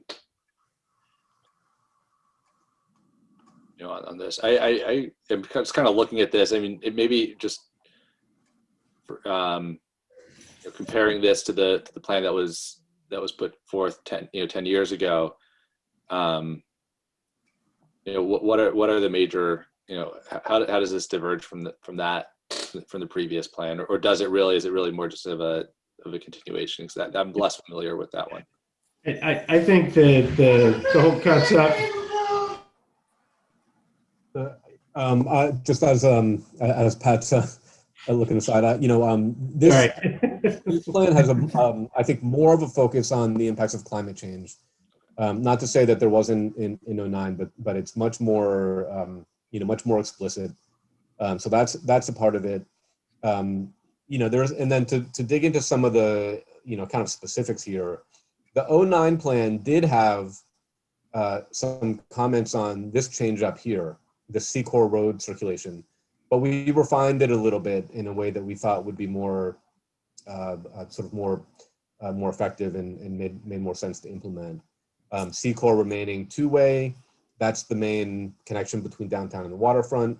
Main Street becoming one-way westbound down toward the waterfront. It's not the primary access, and that turn from Main, if you're going eastbound up the hill, is a tough. The visibility is tough to make that turn. So there's details like that where we've refined some ideas, and then there are some new ideas that we've got in here. For example, this idea down here along Lewis Angle Park. It's sort of paired with another new idea, right? So I'll talk about this one first. If you took away the parking directly adjacent to the park, not both rows, right? There's a road that's along the tracks and there's a road that's along the park. If you took away the road that's along the park, you could expand the park by 20 feet or so. But you've got to replace that parking, right? So that would have to be paired with an idea up here, which is where you've got your surface lot for commuter parking. Maybe there's an opportunity to consolidate parking, maybe even as part of some other kind of development here, but maybe it's just a parking deck. So you maintain that commuter parking, but you also get a little bit more space for Angle Park. So just some specific ideas there. Pat, sorry to jump in on you if you've got if you were going to go in another direction, or if you want to add to that. No, that's perfect. That's right.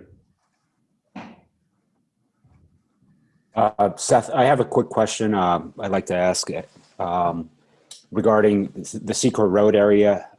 We had an applicant, and I don't recall when they came before the board. I think it was in the spring of last year, and they were proposing a development along the latter half of C-Core Road, closer, to the entrance to the train station. And I think that we wrote a letter. I remember writing a letter to the Board of Trustees that was, I think, penned by Amanda and then reviewed by the board regarding a text change that was going to allow residential use as of right on the ground floor. And it was, I think the gentleman who was the applicant at that time had 10 to 12 parcels he was looking at. Perhaps he didn't have control of all of them at that time, but that, I remember there was a lot of back and forth about, and I don't know if that's in the Station Plaza South zone, but there was a lot of back and forth about how, where to preserve the commercial if it was going to be, and where not to, where to maintain residential conditional. And so I know that basically the downtown overlay just stops right around the corner up on Main Street before it turns into Secor. But I was just curious, and I think actually that little area too, there was someone, I believe Peter Chernoff had an application for a restaurant and also residential apartments above at that point in time. And I think that was as of right, but I don't recall.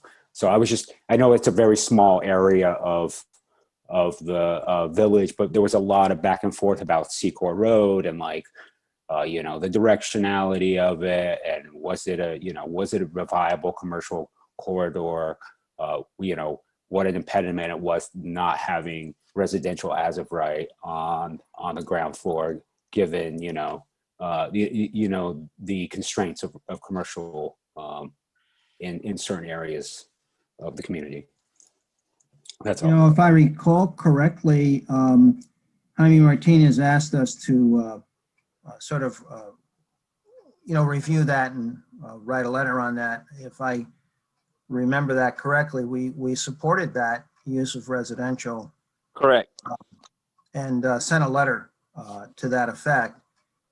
On Secor Road, we see it as important to remain a two-way road because we see it, as Simon said, it's the main way to get to the train station. Main Street really is not quite as, particularly coming out of the train station area. You want to go, Secor, when you drive it, has that more of a collector road feel to it. In other words, supported also, and answer your question on Secor, at the end, particularly the southern end there near the train station, residential. We think that the residential is a stronger market and that we wouldn't force retail in all through the middle of Secor Road here. So that was the gist of the letter that we had sent. Okay, thank you. Yes, we felt like it was when that applicant came before us, it was, it seemed like a reasonable ask to have residential on those ground floors, just to make it a viable project in that respect. Thank you so much. Yeah. I think a little bit in that family of point, this is probably just because I read an article on this today, and I think it was actually about the Mount Kisco development that you were talking about earlier, near the train station, and specifically with the kind of the post-COVID world and the impacts of how much of a hub will the train station ever return to the busy hub that it was before? Are we just all still kind of in the depths of it? And I mean, was that in the background of any of these we didn't really talk so much about residential use here, I guess, but when talking about this area and trying to bring mixed use and trying to bring people living closer to the train station, which is certainly in the Station Plaza zoning districts, that's kind of one of the purposes for its existence. I don't know if that came up in over the course of the conversations that you guys had in terms of talking about the riverfront and planning for a riverfront where the train station could potentially be less of a draw than it was before the pandemic and people realized they could work from home. Yeah. It's We did talk about it during, early on as if what would be the impacts of COVID, but also what is a long-lasting impact, I think, and that is retail. Two things about retail. One, we already mentioned with its competition online is not going to go away. In other words, that online competition is going to remain. But the other thing is we find that around train stations, retail can sometimes be overdone. Many of the studies we've been doing indicate that the commuter does not tend, when they're coming in the morning, they're usually in a rush, just trying to make the train. When they get off at night, they might pick something up. In the morning, they might pick a newspaper, or they used to, but now most of that's online. So the amount of retail expenditure due to commuters on the train actually is much less than one would expect, when you normally look at it. And Seth, a good example of that is what's happened in Mount Kisco. We've got Gotham Development, very good company and developer, doing the TOD.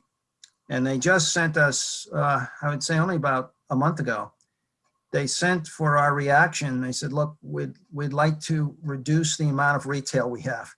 We want to, just a little, and we want to replace it with 3 or 4 residential units on the southern part of what's called the Mosier lot, right across from the train station, and on northern lot, which they wanted to do something similar. Actually, they wanted to eliminate all the retail because they just didn't see, the retail as being as strong as the residential. So I think we continue to see residential as a fairly attractive market in Westchester County, and a market that's, of course, fairly strong right now.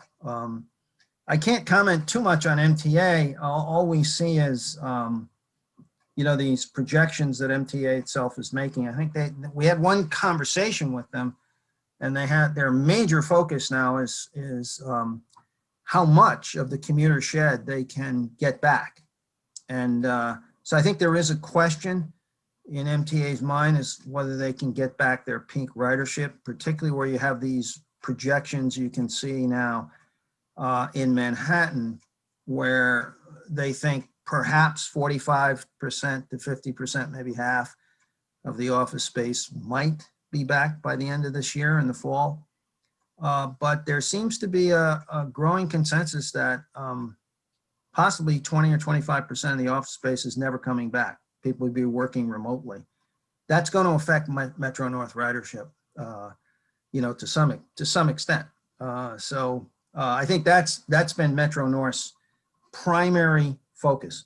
We actually met with them because I wanted to try to find out what they were going to do with flooding, but they have not. They're just not focused on it right now. They someday will focus on it, but that was their major focus. I'll just add a couple of things, Seth. I think Jonathan has dropped off the meeting. He had to leave a little while ago, but we did look a little bit at the zoning in the waterfront area. As Jaime mentioned before, it's all relatively new. It's only, it's probably less than 10 years old or so. And we didn't see a strong reason to make, major changes down in the new waterfront zones. So that's why, I think part of your question, Seth, may have been about, why, did we think about more changes in the waterfront area, or why didn't we? I think we did look at it and didn't see a lot of need for it.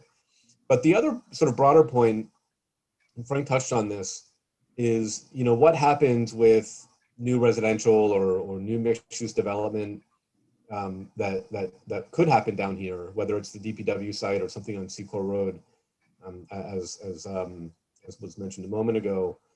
And, I think one way to look at it is that whatever happens with commuting patterns and how many people are taking the train into the city or elsewhere, more residential down in this part of the village, of course, on the sites that are, relatively safe from sea level rise and future flooding, like the DPW site, by the way. are better for the businesses down here or future businesses down here that are not as impacted by, by online retail. Experiential retail, residential restaurants, a lot of the arts and cultural or theater uses are in this area. They're going to benefit, from residential down here, whether or not those residents are taking the train into the city.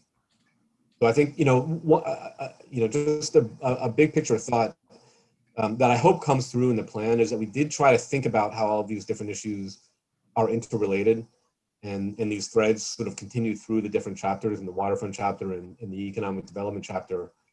How economic development in this area, the success of the business community is hopefully supported by by new mixed use of residential development that's providing providing customers for for those businesses.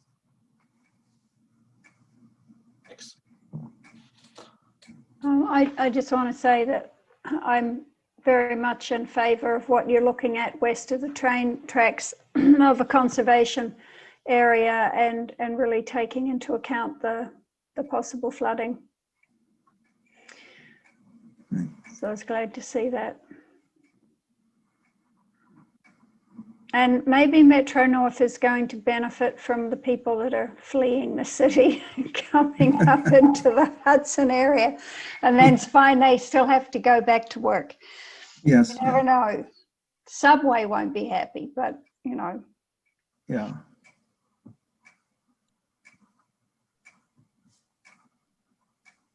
All right. Any other thoughts while we're by the water? On the piece of Main Street you're looking to make one way, I'll ask the inevitable question from me. Did you consider making it entirely pedestrian and biking? Well, Nina, what we were thinking about on it is if we made it one way, it now gives us the ability to reduce the amount of asphalt devoted to the car because it's one-way street rather than two-way. We could reduce the width, and by doing that, we could widen this. We could do two things: widen the sidewalk. Actually, in some parts, there's not much of a sidewalk.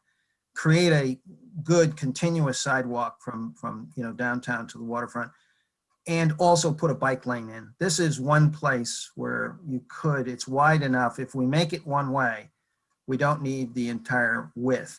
What we didn't do was what you're raising a question on, close it to traffic, because we needed, the old plan, by the way, just did a total one-way pair. They made Secor just one way. Actually, I think they had it reversed, if I remember, Simon.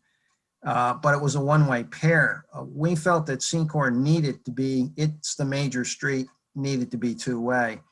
And then we saw the opportunity on Main Street. Well, yes, if it were one way, it's a natural one-way downhill to us, coming off of the center.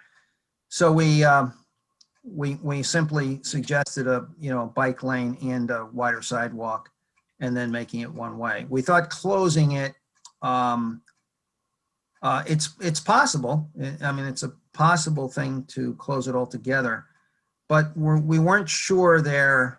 About that could affect traffic in and out of the train station a bit. So there are also a couple of driveways along there and a parking lot. Yeah. Yep. So. Does a one-way Main Street still have street parking there or is it? I believe there's enough room actually for that. Because by eliminating one lane, by the way, I did have those in my mind. We actually measured all of this, I don't know, 6 months ago, but if I recollect correctly, for a two-way street here, you want to have, if you can, about 22 feet, 24 feet. For a one-way street, you can go down to, you need an 11-foot, 12-foot travel lane. You can keep parking in there and have, go down to 20, you could have 20 feet and it functions. But we've got enough room there to put in a bike lane also, I think. So I think you can do both.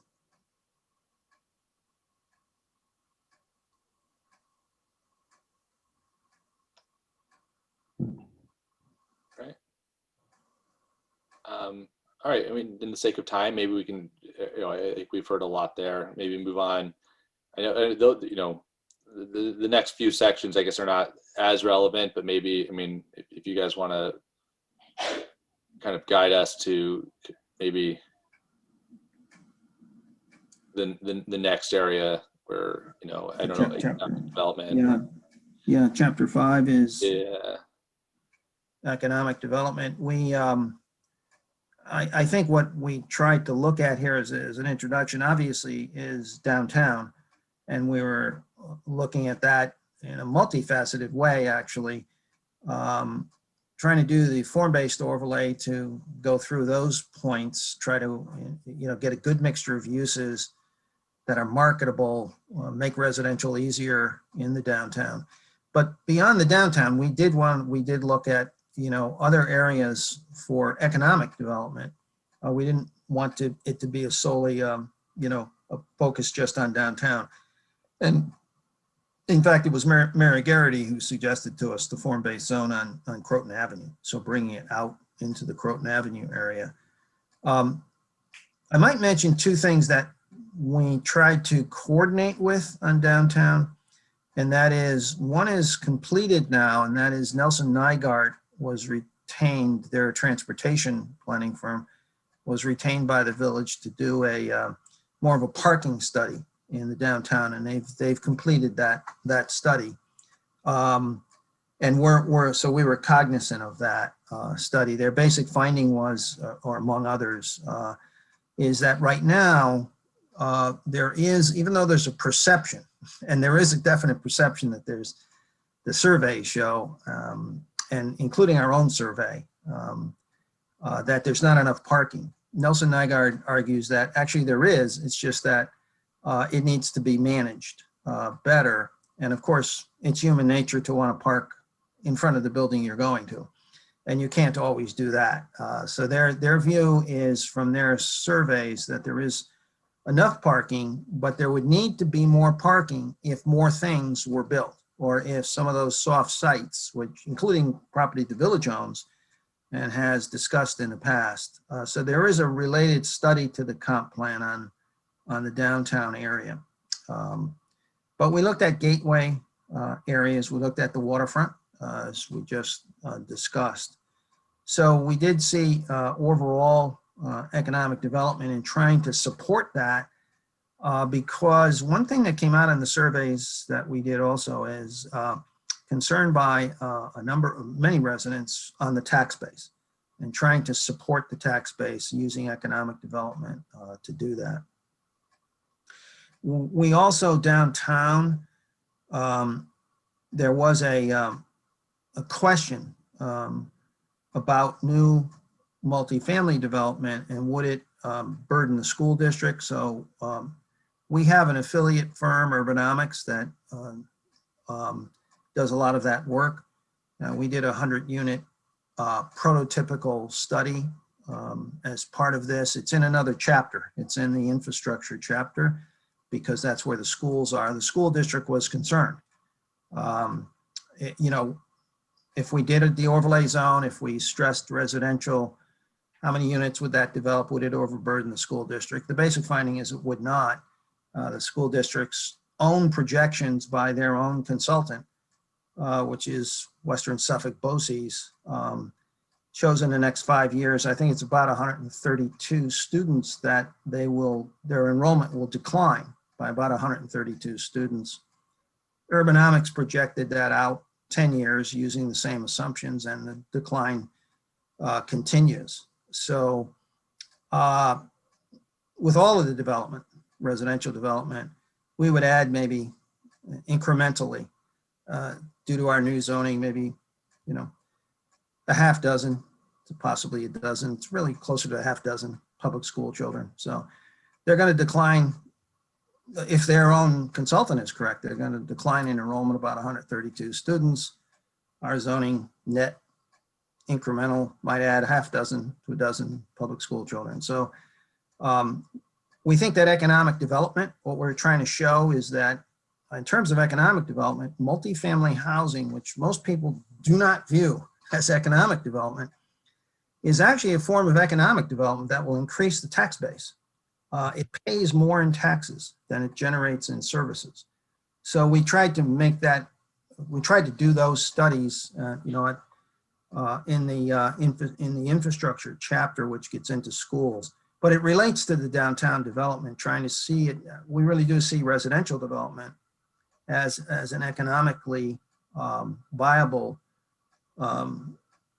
land use downtown, which will increase the tax base, both for the village, all taxing jurisdictions. I just want to highlight that. Simon, do you or Sylvia, do you want to add to? I'll just reinforce one thing. Frank, you mentioned it, but it's just it's feedback that we got along the way. So I thought it was worth reiterating. You know, we had initially called this, and we had taken the cue from your 09 plan. We had called the chapter Downtown and Economic Development. And although the chapter always had a focus beyond the downtown, the comment that we got was that the messaging of that was a little bit off target, and that this really needed to not even seem, or not even create the perception that this chapter was only about the downtown, that your gateway corridors, Upper Croton and North and South Highland, and neighborhood commercial nodes, as well as the waterfront, which we just, you know, it's its own entire separate chapter that we just talked about, are also critical to the business community, to economic development in the way that it provides resources to residents, in the way that it can, you know, that the village can be a draw to visitors who can spend money in the village as well. So I just wanted to highlight that. Just from a messaging standpoint, the downtown is, you know, in a way, maybe the sort of core economic driver, but our intention was not to overly weight that one part of the village, and really be mindful of how broad-based the village's economic resources are.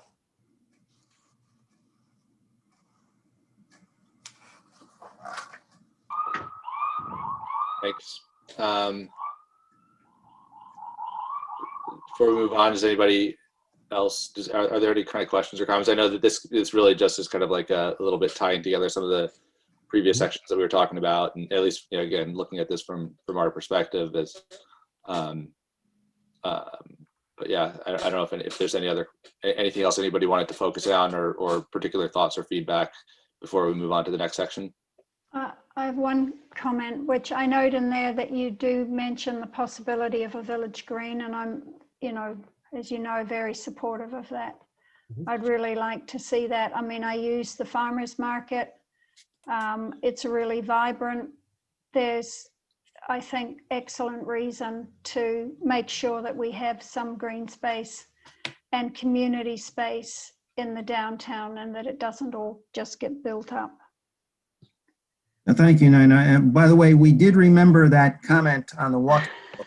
And I noticed it got in there. It's great. It did get in. And so it is in. We realize it's a trustee decision. I know that it's been talked about for a while. So there is a decision to make on that eventually. Yeah. I'd like to make a comment. Frank, I liked what you said about emphasizing how multifamily development can also be a form of economic development in the village, especially in areas that are where that may be feasible. When I was brought onto the board, when I was appointed to the board, the village manager, Karen Diatori, you know, one of the things that they were discussing at that point in time is that, you know, there's south of Highland, there's a lot of large multifamily houses that were converted to multifamily units over time. They were originally single family or two family. and the difficulty of the nonconformance in terms of the habitable space and what have you, and how you could increase the availability of housing, in a market that I think is from what I hear, it's like there's a excess, or at least like a surplus of luxury, but the middle there, there's a hole in the middle, and the challenges that people experience with finding housing that meets their needs at different points and times in their life along their spectrum from birth to death, I think is something that every community is having to really take a hard look at as we see homelessness increase exponentially in many communities, and then the lack of affordability, which without building new, without creating new buildings, you're not going to have those buildings that naturally age into older stock housing that can be affordable, not just by regulation, but just by the fact of the matter. Just as in New York, there are many pre-war buildings that provide affordable rents to working class and middle income people, but they're not de facto affordable housing. And just that mix of opportunities, I think, is really important as we see, and the increasing, America is increasingly becoming an older country, and seniors are going to make up the majority of our citizens soon. And so I think that, having more housing opportunities, more multifamily is something that every community has to look at. So thank you.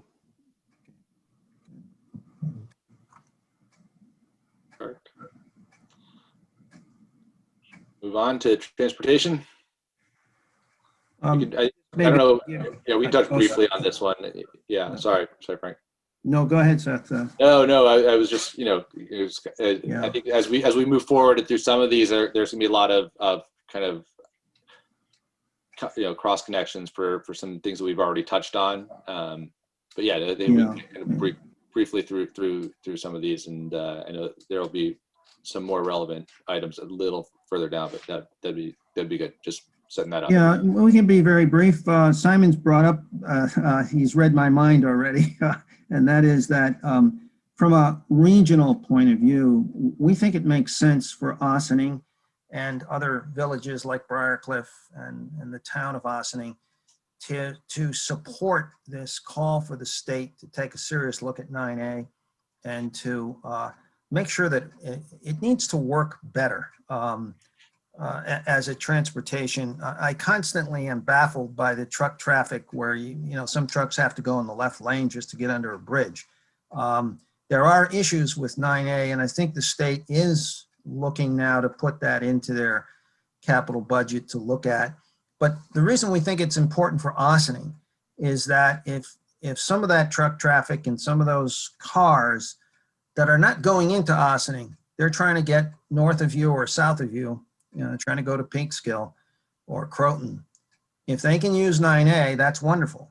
But if they take, an alternative on Route 9 on Highland right through Ossining, they are adding to congestion on your major north-south road in the village. And as you know, the village now has also gone out to an RFP. And Jaime, you'll have to tell me, others will have to tell me who's been retained here. I don't know. Creighton Manning. Oh yeah, right, Creighton Manning. So a very good engineering firm from Albany has been retained to look at Route 9. And we anticipated that would be coming. But this transportation chapter focuses on, from a regional perspective, supporting state improvements to 9A, and then using the new study on 9 to look at improvements to Route 9 through the village. The idea being, let's make sure the regional road system around you works so that people aren't taking shortcuts through Ossining who are not, or not going to Ossining, not going to your downtown, but they're just going through the village. And then make improvements to 9A out of this Creighton Manning study. A lot of the transportation chapter itself is a data gathering effort. In other words, how do your various streets work locally? Where are the crashes or accident sites? Where are the safety areas? So we go through those, and we go through where the traffic is highest. In other words, the average annual daily traffic. So there's a whole series of maps in this section that give that kind of data. We thought the data is helpful because it would help DPW, would help the village in the future determine in their capital budget, road improvements, both to your arterial and collector systems and also to your local road system. And then there's a lot of data on your bus, the Beeline bus service. There's the idea of connecting the waterfront, not our idea, an old idea, but we reinforce it, of a trolley or van, some type of service between the waterfront and downtown, and particularly where you have the Sing Sing Museum looking to open. I think it's looking to open 2022. And so to get a better, better van service or trolley service, I know it's been looked at before, but with some more attractions on the waterfront, and if there's, continued success with development and just restaurants and things that are happening downtown, it might be a little bit more feasible in the future to look at. And then, of course, we look at, which we discussed, Metro North. The thing we don't know, and I still don't, I would not be able to hazard much of a guess here, is that we will have to see how the ridership at Metro North, we know it will improve and get better. We just don't know if it's going to get back to its full peak service in the near future. But we go through Metro North and its scheduling, which is a very good schedule for Ossining. Its past service to Ossining has been very good. The weakness, I think if there's a weak link, quite frankly, it's the bus system. In the United States in general, the number of people taking buses has declined. And in talking to Beeline, their major issue is just that. It's a sort of chicken and egg, kind of thing, where they don't have the ridership to justify any. We've made some recommendations in other communities for new routes. They've politely, haven't rejected them. They said, oh, that's a great idea, except we don't have the ridership and we can't do it. So our major focus on buses in Ossining is keep the existing routes, but get better service, more frequent service. If you have service and it only comes every 40 minutes or every 20 minutes, that's not really, that's not really supporting the population well, and it doesn't attract people to take the bus service. So the transportation chapter does go through issues like that. I'd say the most difficult one and to solve for us is the bike system, and that is there is a bike study having to do with Route 133 and Croton Avenue, but your avenues are so, that route is so heavily traveled, the road is so narrow, and without parking, the stores die. So it's a difficult issue. And we suggest, though, that it be looked at in terms of a regional, bicycle systems. We've suggested some things at the waterfront and in downtown and bike racks, that type of thing. But I will say that needs, and we say so in the chapter, that would eventually need a comprehensive look so that the bike lanes go someplace, they make sense as an overall system. But some of them will be difficult. I don't have to get into topography. You already know that issue. So the transportation chapter does look at all of these issues. If I were to say that I think the Creighton Manning study will be very important for Route 9 and what you do there. And then I think regionally, if you could be one of the catalytic, communities to get the state to do a major improvement study of 9A, you could go a long way to helping the traffic situation. I'll just back up what you said about the buses. You're absolutely right. And, you know, as someone, we run only one car for our household. And when my commute moved from going into the city to being on site in White Plains, that put me on the bus up until COVID. And it's awful. It's just terrible. And, you know, I'm a great lover of public transportation, but that bus, you know, the 11, twice a day to be able to get into White Plains, too late to get to my early meetings, too early to see out my late meetings. It's just, you know, I'd end up half the time in a Uber or something because the bus was so lousy. So, you know, and Beeline Bus, you know, the attitude of, well, we don't want to put more buses in because we don't have the ridership. You're not going to get the ridership if you don't improve the service. So, you know, it becomes I've been meaning to write to them, but then COVID got in the way, so I didn't. But when I'm back on that bus, then I'll get back on my hobby horse about it as well. But, you know. And Nina, we haven't put in the transportation chapter these new, you know, services like Via and Chariot. There's these more jitney type van services, which all the old regional plan association studies used to say about Westchester, particularly parts of Connecticut, Fairfield County, that there's not enough density to support sufficient bus service at the type of buses they're running. Yeah. And if you could get smaller things that run more frequently, even the use of private companies. I know some cities are using Via now, smaller, more suburban oriented cities are using Via as their bus system because it, you know, it's on demand and it can accommodate a lower density, more spread out kind of area. But it's a little beyond our, you know, it's a county-wide issue.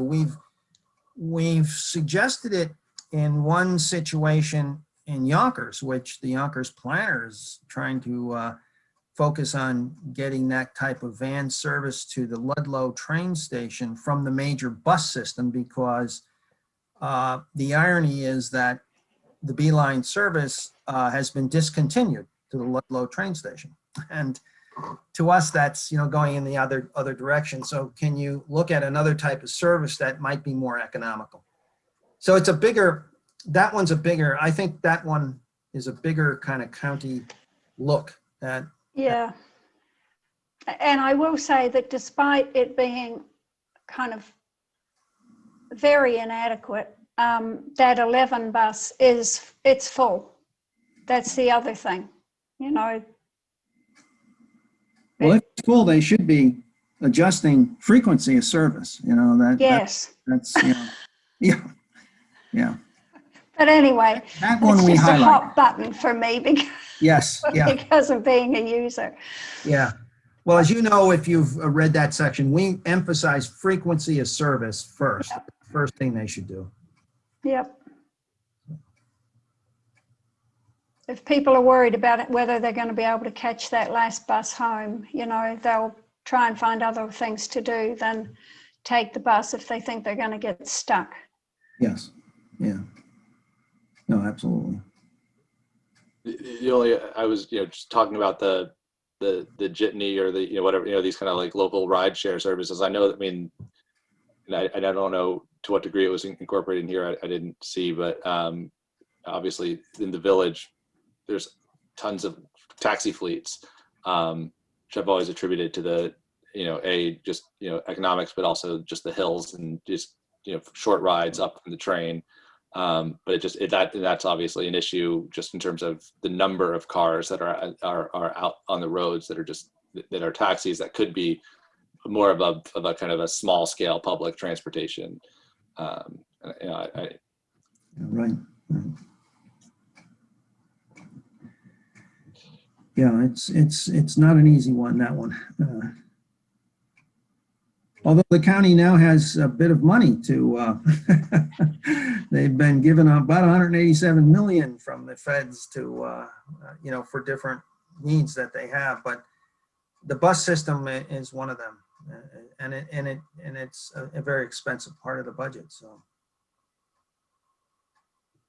In my experience, I've never seen a Beeline bus down at the train station during a major commuter period. It's always in the afternoon during an off-hour time where it's, you know, not rush hour. So I've seen Dobbs Ferry. They have like I think it's operated by the village, and they use like a small transportation bus, and it seems to be pretty effective and well used. But obviously, that's a cost towards the village. yes. Yeah, and it's not easy. We did the Beacon master plan when we did it. We looked at, you know, a smaller bus, a van service to go from the train station to go up to Main Street. They have a very long Main Street to travel all of the Main Street area, and to make a, you know, a stop at the museum. And they said to us, we tried it. They said, Frank, we tried it. And it just ran a big deficit for them, and they weren't willing to continue to support it. I find with these things, it's good to get a combination of funding sources and attractions. And we just see that the new Sing Sing Museum could help with that, along with the train station. And then getting something, you know, again, we called it a trolley service, but a van service is something you might want to try. Tuckahoe in, you know, Lower Westchester does have a trolley service from the train station right up their Main Street to Route 22 in Eastchester, but it's subsidized. The Veneruso Pope Foundation funds a good part of that. So it's a funding issue to get into these things.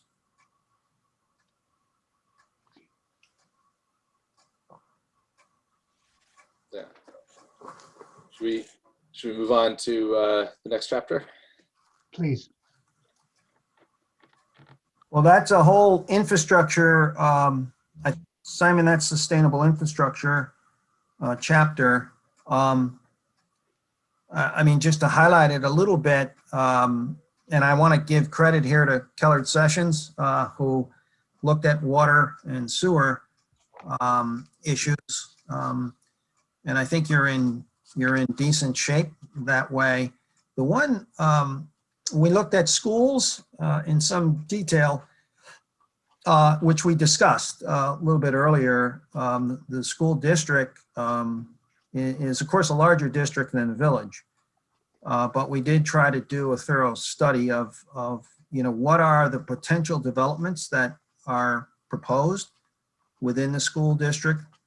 What would our zoning add to any student burdens, and basically found that given their declining enrollment projections, there was not something that was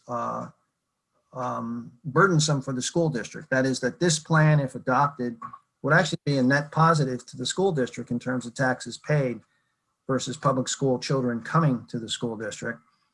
And again, the only question that people raised at the time we did this study is what would the impact of COVID have on birth rates? And that preliminary judgment is now in, and it's had a declining effect, a further decline in birth rates as a result of COVID.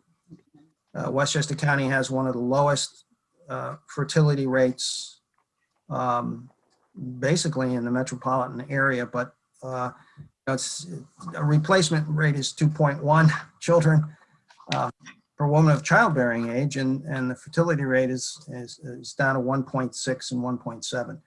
So, but for immigration, the school district would decline even further in numbers of children, so that we don't see any burden on the school district that it can't handle or shouldn't be able to handle in the future of this plan. And this plan has a time frame of about 10 years. Urbanomics projected out all the enrollments for them, and based again on their study, their own consultant study. So I think the school district should be in good shape, reasonably good shape. I'm not, and by the way, our study, I want to emphasize, we never try, because we're not school management consultants at all. So we try to stay out of school district issues as to, classroom size, what it should be, that kind of thing. And we look at, do they need a new school? And does that have a land use impact, and where should it go? That type of thing. So our examination of this is that they don't. And so on schools, we find there's not a critical issue there. It's more of a school management issue.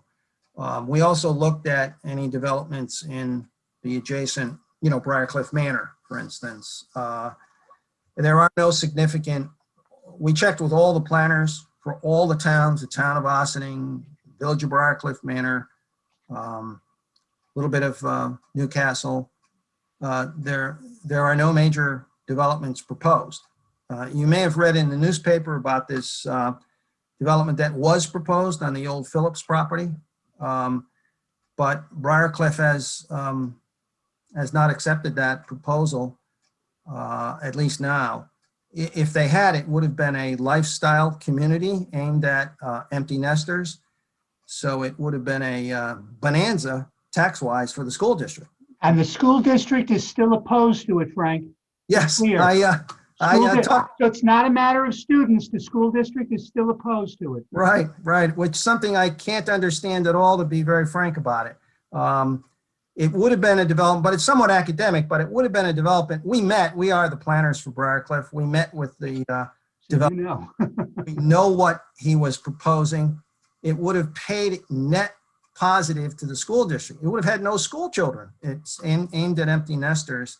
So it would have been a beautiful development for the school district, but it's academic now because Briarcliff has zoned the property, wants the property to remain in a commercial zone.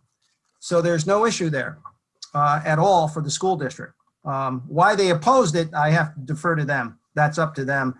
But now it is zoned commercial by Briarcliff and by the trustees.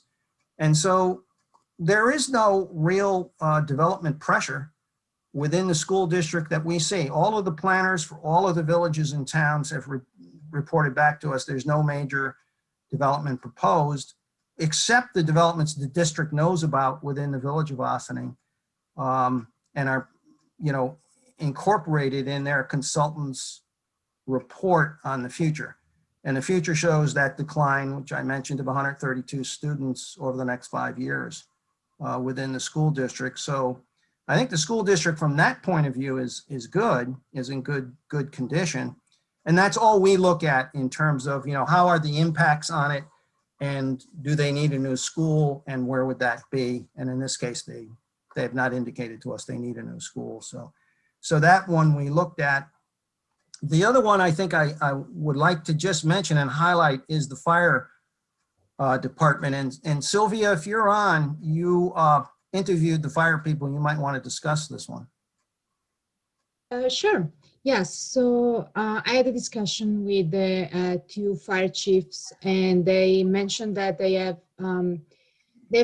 a particular issue with the north side station, the fire station on the north side of Ossining, and it's very old. It's no longer sound, and in fact, they're not even basically they can't park their big fire truck on that slab anymore. So they really they would like to see some improvements, some capital spending on that station to improve the condition, to make a new building over there. And then they are very open in consolidating stations in the downtown, because, as you know, there are many firehouses in the downtown. They're all concentrated in the downtown. So they would rather, have more stations like spread out more evenly in the village, and obviously they also serve the town, so it's important that they reach the portion of the unincorporated portion of Ossining as well. So that was, one capital improvement that we recommend in the plan.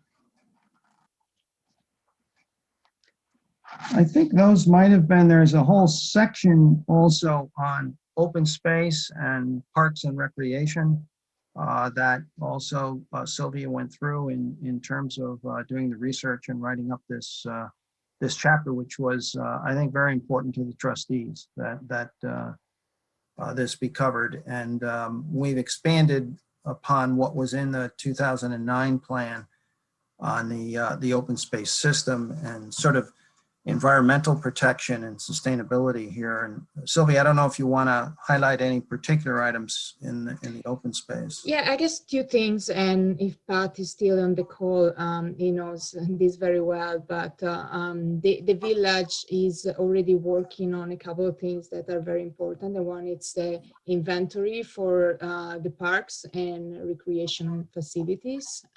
So that's undergoing, and we mentioned that. And the other portion is it's just starting, or they're just starting talking about it. It's the open space inventory, and we suggest that such report should incorporate also natural resources such as waterways and wetlands. So to have a more comprehensive report in terms of natural resources that are within Ossining.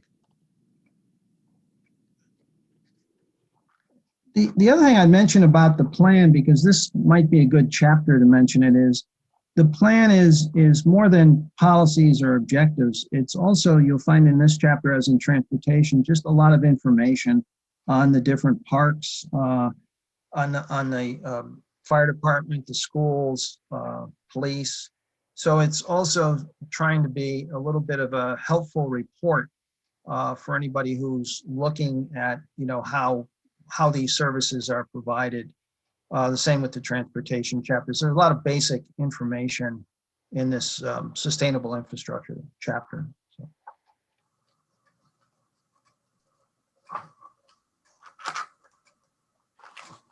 Any questions or thoughts here, guys? You can probably just keep moving through to the next section at this point. Housing. Yeah, housing. Simon, do you want to take housing or talk about it a little bit? I'll just give a brief overview, and then if folks have any questions, we can answer them. I think the big picture here was that we wanted to broaden this out a little bit from the 2009 plan, which was really strictly about affordable housing. The 09 plan, this is called affordable housing. It's listed about that. That's important. We talk about that. It's a key portion. I think a lot of the recommendations here are predominantly about affordable housing and the need to preserve and expand it. But we also wanted to broaden out a little bit beyond that and think about how to provide diverse housing types for all of the village residents, an aging population that is looking to downsize, and then sort of tying back into a point I made before, making sure that there are sort of residential opportunities or housing opportunities in parts of the village that also support other priorities in the plan, such as economic development and supporting the business community. I just wanted to sort of make that broader point about how we tried to expand this from the 09 plan and be more inclusive, but also to be clear, it's not that we've set affordable housing aside. It's still a primary focus here. So with that, are there any comments, questions from the board? Hey, Sam, and I'll just add one thing. I think one of the conversations that we had, and we heard it a couple of times in the public comment in the subcommittees, was the discussion on affordability, not just from a rental perspective, but overall.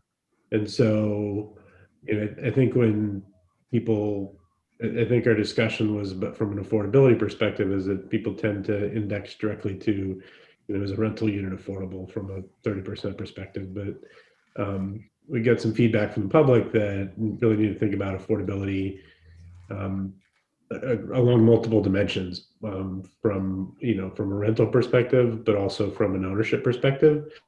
Is there a way that we can try and create some housing stock or something that's relatively affordable for new homeowners, from that perspective? And then, somebody mentioned it also before, how do you create, how do you create situations where, for an aging population, you've got affordable home ownership for people who, no longer have, steady incomes other than, retirement accounts, which they may or may not have, and Social Security and things like that. So that was part of the discussion on affordability, was a little bit broader than just the pure rental units that a lot of people tend to focus on. Yeah, thank you, Pat. The chapter does have, we were a little surprised, or I was surprised at the amount. We not only looked at rent burdened, in terms of multifamily, but where people who owned houses were also burdened financially. And we found that many homeowners were burdened financially by the amount of money they were paying to really pay off their mortgages. So there is an issue both ways in terms of ownership and in terms of rental units, as Pat said.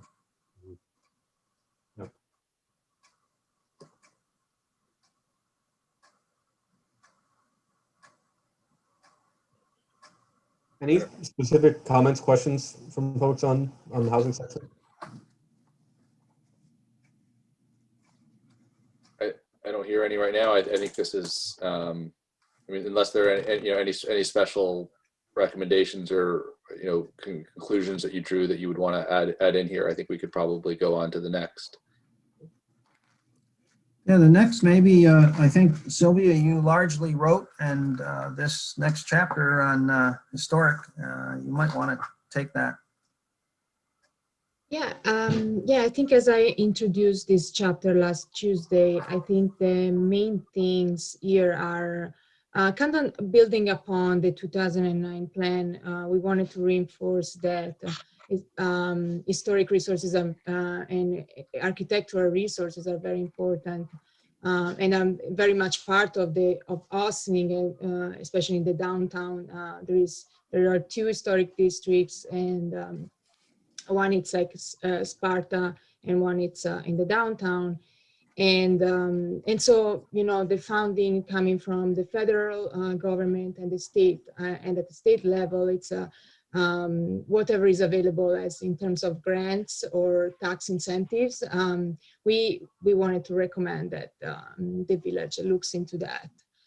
And then still remaining on the architectural side, we recommended adaptive reuse.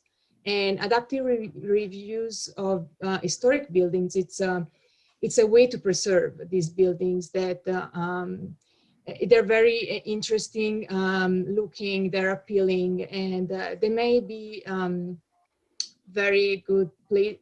They can include interesting activities such as, I don't know, more like experiential retail, or libraries, a variety of things. And we included some examples in the chapter. You will see there's like a sidebar of local examples as well.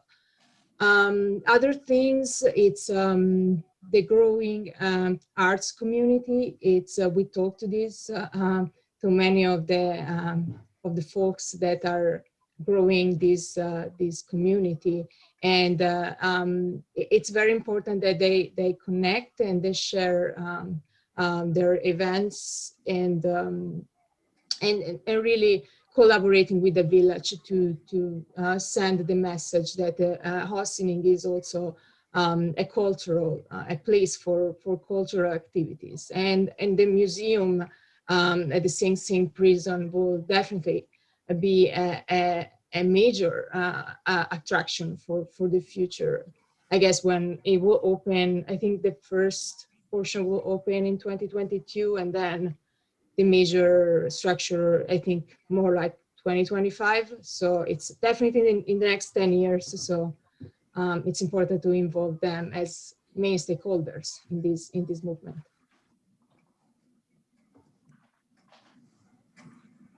Any questions? Everyone's getting tired at this point. So. Well, Seth, maybe there is one, I think chapter 10, which is a concluding chapter, though, is very important. You just highlight maybe for 2 or 3 minutes, I know, before you want to conclude, but I think one thing about here, Simon, if you could, I think the next page almost is the future land use plan, if we could go to that figure. Yeah, I just wanted to, I thought it was very important at the conclusion of the report, and we usually do a future land use plan. It's something that wasn't in the 2009 plan. And what this future land use plan is sort of an amalgam of, it's based on existing land uses. It's based also on existing zoning. And then you ask yourself the question, or the trustees would ask themselves the question, are there any substantial significant changes in our mapping that we want to make? And I think here, what you see in the colors, the light yellow is, lower density residential, single family. And as that yellow color gets darker, you get to, the T zone or the 2-family zone or multifamily residential. And then finally you get to mixed use, which includes residential downtown. And all the reds, the pinks and reds are generally, as you can see on the legend, there's some form of mixed use or commercial, downtown mixed use along the corridors, and then just a commercial such as the shopping center off 9 at the south end. And then the parks are in green, and major institutions in that blue color. So that's the basic land use map. The real change that we've suggested here, and the only new category that we've suggested, is that green, light green area on the waterfront we discussed, called the waterfront resilience area.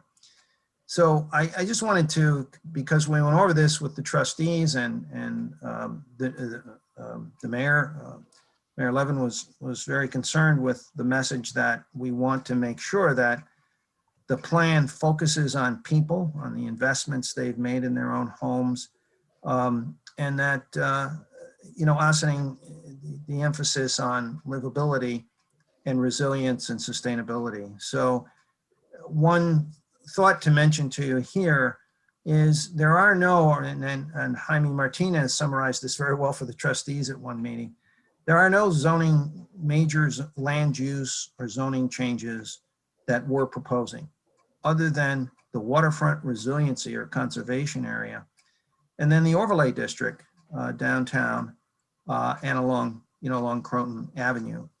But that is aimed at really getting better design and preserving downtown, and better design and preserving the Croton Avenue. So that's sort of a overall view of the future land use plan.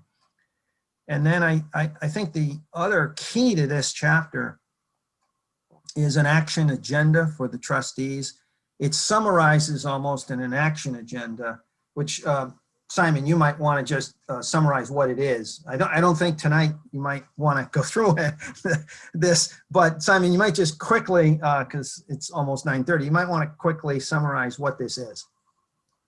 Yeah, so this just takes all of the strategies or recommendations in each of the chapters It repeats them all here, so none of this is new in this section. It's all just coming straight from the earlier chapters of the plan, land use and zoning, and all the other ones, right? And adds a little bit of detail. And what we've seen, how we've seen communities use this action agenda and other comprehensive plans is almost like a checklist. It's a way to sort of keep yourself to task, and it's a way to review the plan in the future. Maybe every year or so, look back through this action agenda and say, all right, which of these have we achieved? For example, this one, if the trustees adopt the form-based code, that this is a part of it, right? So this one you can check off the list, and then you don't have to do that in the future, right? And there's others. We try to think about what's the type, right? Is it a policy? In other areas, there's some capital projects, right, that might require some spending, and so that's a way for the trustees to think about, or department heads. Is this in my budget, or is this something that we need to go out and get some grant funding to do? Who's responsible? Who's going to take the first action? So that's one here.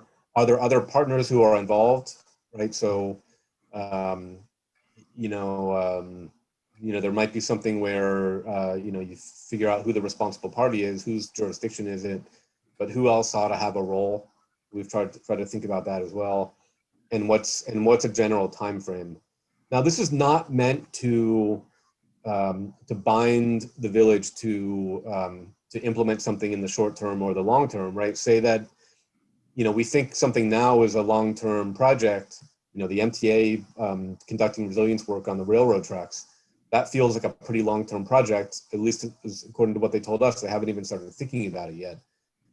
But if they get a chunk of money next year and they want to start taking care of it, then maybe that happens sooner, right? That one probably won't, but just as an example, right? It's just the way of thinking about it now as we're looking at the plan, in this moment. How do we think each of these strategies are going to be implemented? What type of project is it? Who's going to take that first action? And as I said, it's a way that that residents in the village, the steering committee, if it remains sort of constituted in the future as an advisory role to the trustees, and the trustees themselves can look at this periodically and think about, all right, what's next, right? What can we do this year, or what should be close on the agenda? What do we need to budget for, or what do we need to go out and seek grant funding for?